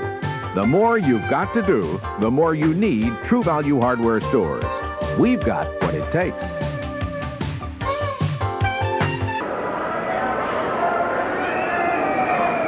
Gary Matthews, who made his home debut with the Chicago Cubs today, is going to be our guest on the 10th inning show, which will follow immediately.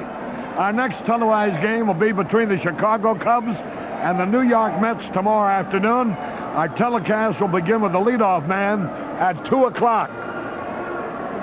Our executive producer director is Arnie Harris. Graphics and our assistant director by Joe Carneo. Our sports editor is Jack Rosenberg.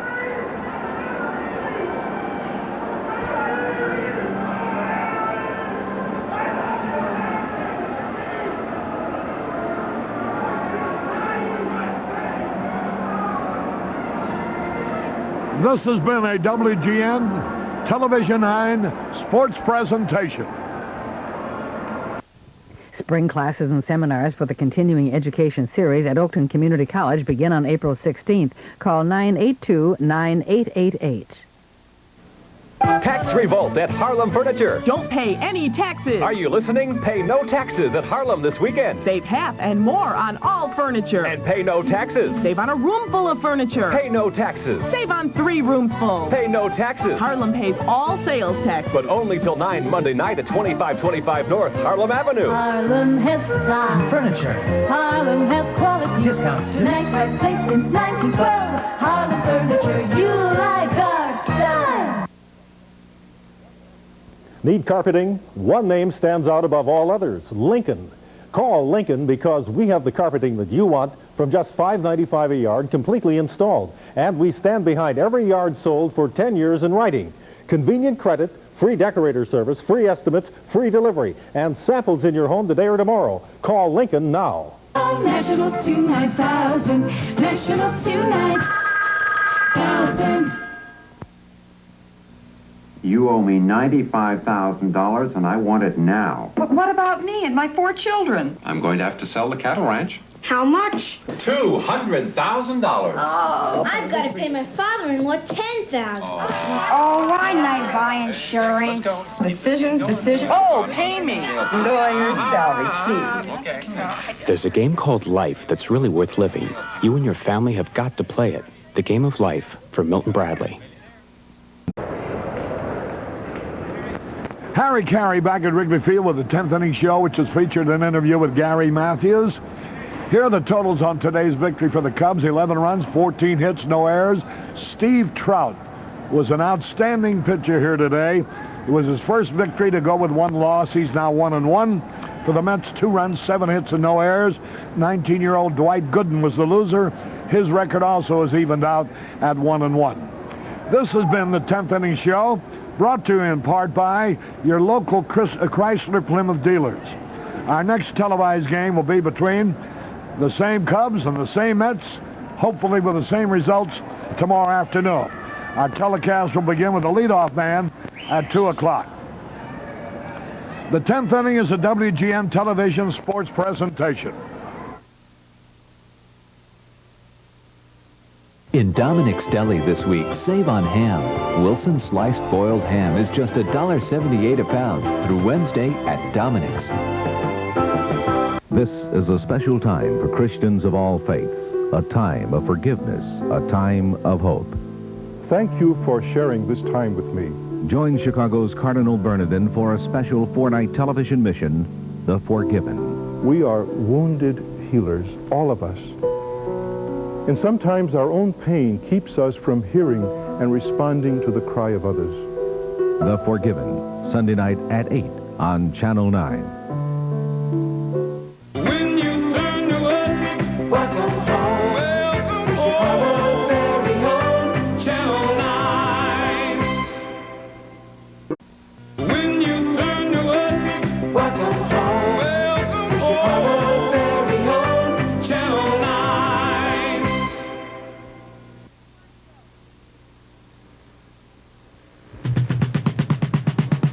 Hello again, everybody. This is Harry Carey back at Wrigley Field with the 10th inning show, which is going to feature today an interview with a star left fielder of the Chicago Cubs, Gary Matthews. The 10th inning is brought to you in part by your local Chrysler Plymouth dealers. Gary Matthews is with us down in the dugout of the Chicago Cubs. What a rousing start, Gary, and what a perfect day for the home opener. Well, it was a team effort all the way. Mel made some great defensive plays out there to keep a lot of big innings from happening. And really, this Goodman guy, not seeing the guy for the first time, he did really throw awful hard, and it seems like the Mets just keep coming up with all these phenom pitchers. Well, it didn't bother you any. You drove in the first run of the ball game. We're going to show that in just a second. But first, Gary, I mentioned several times on the air that you're looking for living quarters for you and your lovely family, and you want a 2 or 3 bedroom apartment, I understand.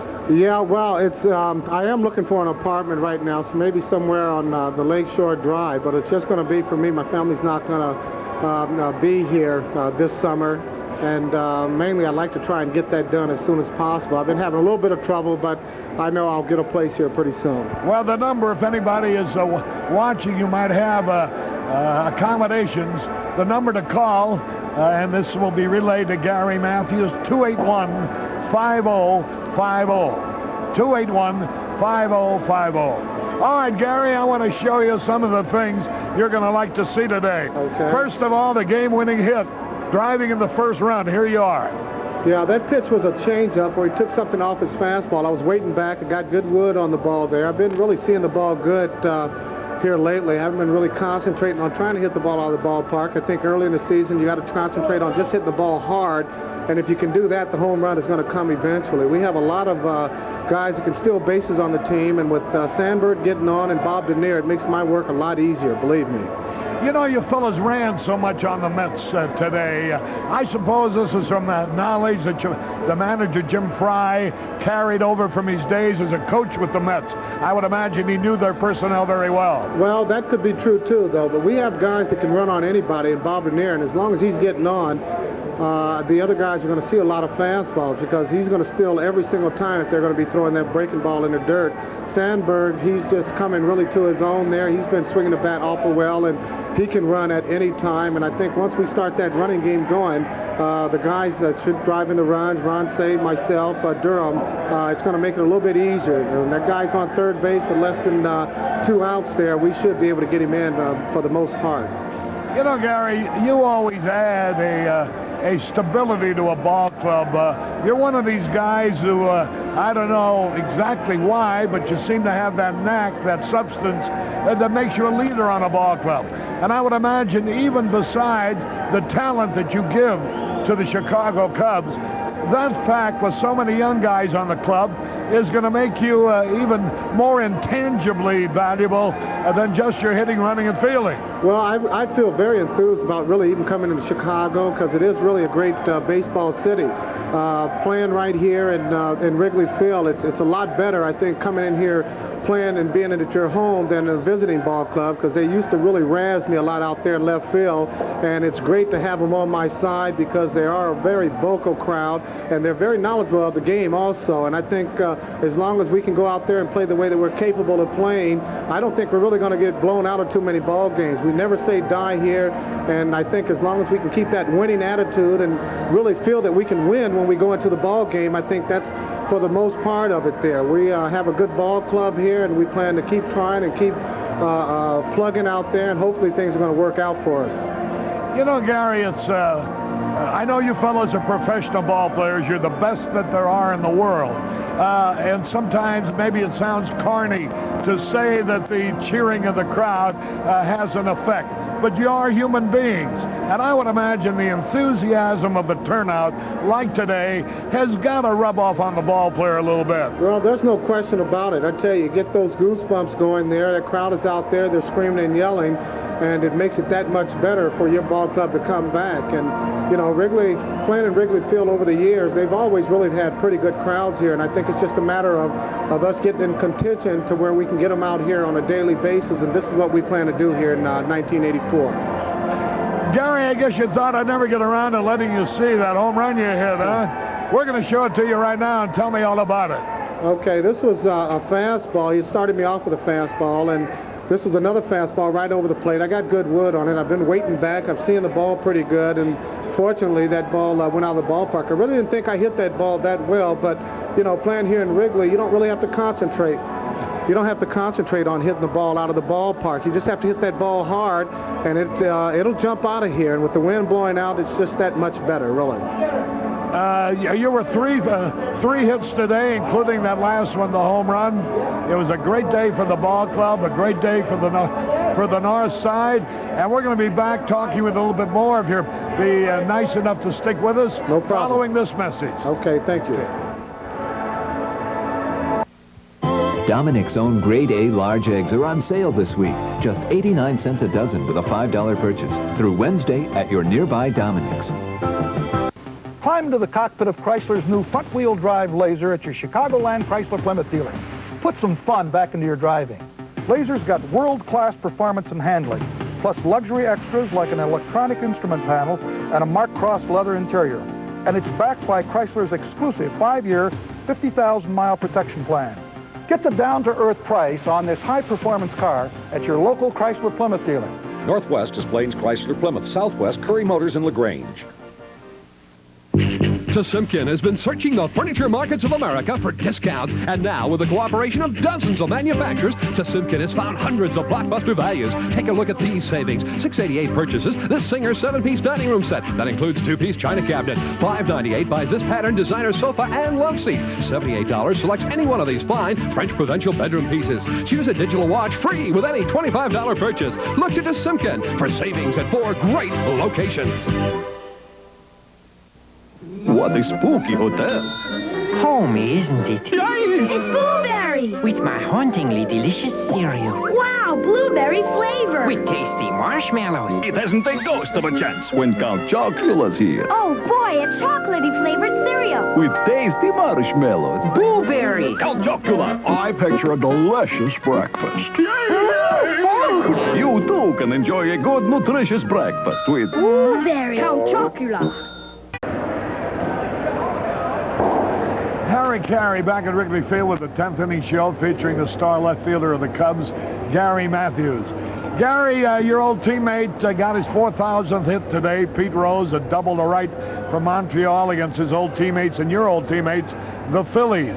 I know you must be thrilled by that too. Yeah, there's no question about that. Pete is really one of my all-time favorites, and he helped me out really tremendously last year. I plan to send him a telegram. That is really a great goal to be able to get 4,000 hits, and have a lot of admiration for Pete. And really, it's just that old cliche, baseball apple pie, and you got to put Pete Rose in there also. And he has really made this game. And by going out hustling the way that he does, it just really rubs off on you. And I'm really glad and fortunate to have played with him for the 3 years that I was in Philadelphia.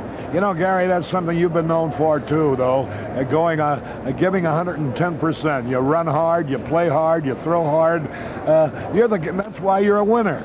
Well, really, that's the only way to play, and I think really I had great teachers over there coming up in the San Francisco organization with Mays and also McCovey, and it wasn't really always the guy that drove in the winning run that made the difference. It's just going out there, playing hard, and you can do other things in the ball game in order to win it. And I feel by coming up in that organization, I feel very fortunate, and I learned a lot, and it's just I've carried it on throughout my career, and it makes it that much easier to go out there and give 100%. And if you miss a ball, nobody's trying to miss it. You go out and get it as fast as you can, and there's other things, like I said before, that you can do in a ball game in order to win. Of course, the Cubs had to be at their very best today. You know, it's the kind of a division. I'm going to throw this at you and see what your observation is. The way I've been looking at it, Gary, is that our strength is our hitting, and if our hitting has the kind of a year collectively as all you guys are capable of, automatically that's going to make our pitching that much better. Our division, I think the stronger clubs of the recent years seem to be coming back a little bit, either through age or through trades that they have made. And I look for the Cubs, who have, I think, have improved to a more marked degree than anybody else, could very easily suddenly find themselves in the very midst of a great pennant fight and maybe even win it all. Well, there's no question about that. In the East Division, I think that well, the talent is pretty well equal throughout the 6 clubs there, and I think by just staying close, anything can happen. I think the Philadelphia Ball Club proved that last year. It's just a thing of having confidence in yourself and knowing that you can win at any time, never feel that you can't come back, and I think everything's going to be all right. We just have to stay close. Our pitching really isn't that bad. I think we do have some capable pitchers on our ball club. Steve only gave up 2 runs today. In our ball game that we had, where Sanderson pitched in L.A., he only gave up 2 runs, so he should have probably really won that game if we had been really hitting a little bit better. But you know, this division is going to be it's tough, but it's a little bit weak. It's not as strong as the West, and I look for us to be right up there with a dogfight. I don't really think any team's going to run away with it, and I think it's a team that has stay injury-free and has that mental capacity to go out there day in and day out and give that best foot forward, and hopefully things are going to work out all right. We plan to be in it up until September or whatever, and if we're in it, I think you're going to see some good ball playing here in Chicago.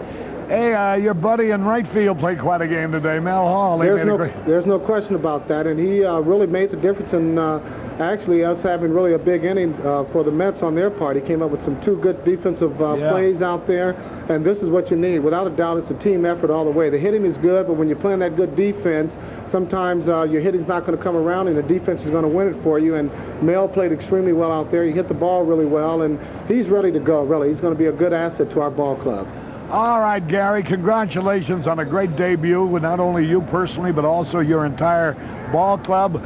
You couldn't be any better. Nobody could be any better than you guys were here today, and this crowd thoroughly enjoyed it. Congratulations to you. Thanks so much for spending the time with us. I know our people all across the nation who are watching you right now sincerely appreciate it, too. Okay. So, back at them tomorrow. Yep. You'll get an extra hour's sleep tomorrow morning, though. Well, I'll be here early anyway, Harry. Thanks a lot. Thank you very much. All right. Gary Matthews, an outstanding young man, and I just want to, you just saw for yourself the caliber of guy that he is, and so if you have a house or 2 or 3 bedroom apartment that you want a very responsible party to use, to rent to, well, all you got to do is put this number down, and they'll pass the information along to Gary Matthews, 281-5050. We'll be back with the rundown here and a final word following this. Climb to the cockpit of Chrysler's new front-wheel drive Laser at your Chicagoland Chrysler Plymouth dealer. Put some fun back into your driving. Laser's got world-class performance and handling, plus luxury extras like an electronic instrument panel and a Mark Cross leather interior. And it's backed by Chrysler's exclusive 5-year, 50,000-mile protection plan. Get the down-to-earth price on this high-performance car at your local Chrysler Plymouth dealer. In the northern suburbs, Highland Park Chrysler Plymouth. In the western suburbs, Elmhurst Chrysler Plymouth. You can't tempt her, Tommy, with the taste of nuts and honey. She's a stubborn one. Honey Nut Cheerios blends crunchy nuts and tasty golden honey. Nuts? And honey? It's gonna tempt your tongue with the taste of nuts and honey. It's a honey on and up. It's Honey Nut Cheerios. It's honey nutty good. Honey Nut Cheerios, part of this good nutritious breakfast. I really like it. It's Honey Nut Cheerios. You, just made for you. Gotcha. Ooh, win money and prizes playing the Taco Bell Gotcha Nachos Bel Grande game. Gotcha. Play and you could win free Nachos Bel Grande or free Pepsi instantly. Or collect Nachos Bel Grande ingredient game pieces. Gotcha. Gotcha. And win up to $1,000. Gotcha Nachos Bel Grande. Once you start playing, we gotcha. Taco Bell. It's just Gotcha for you.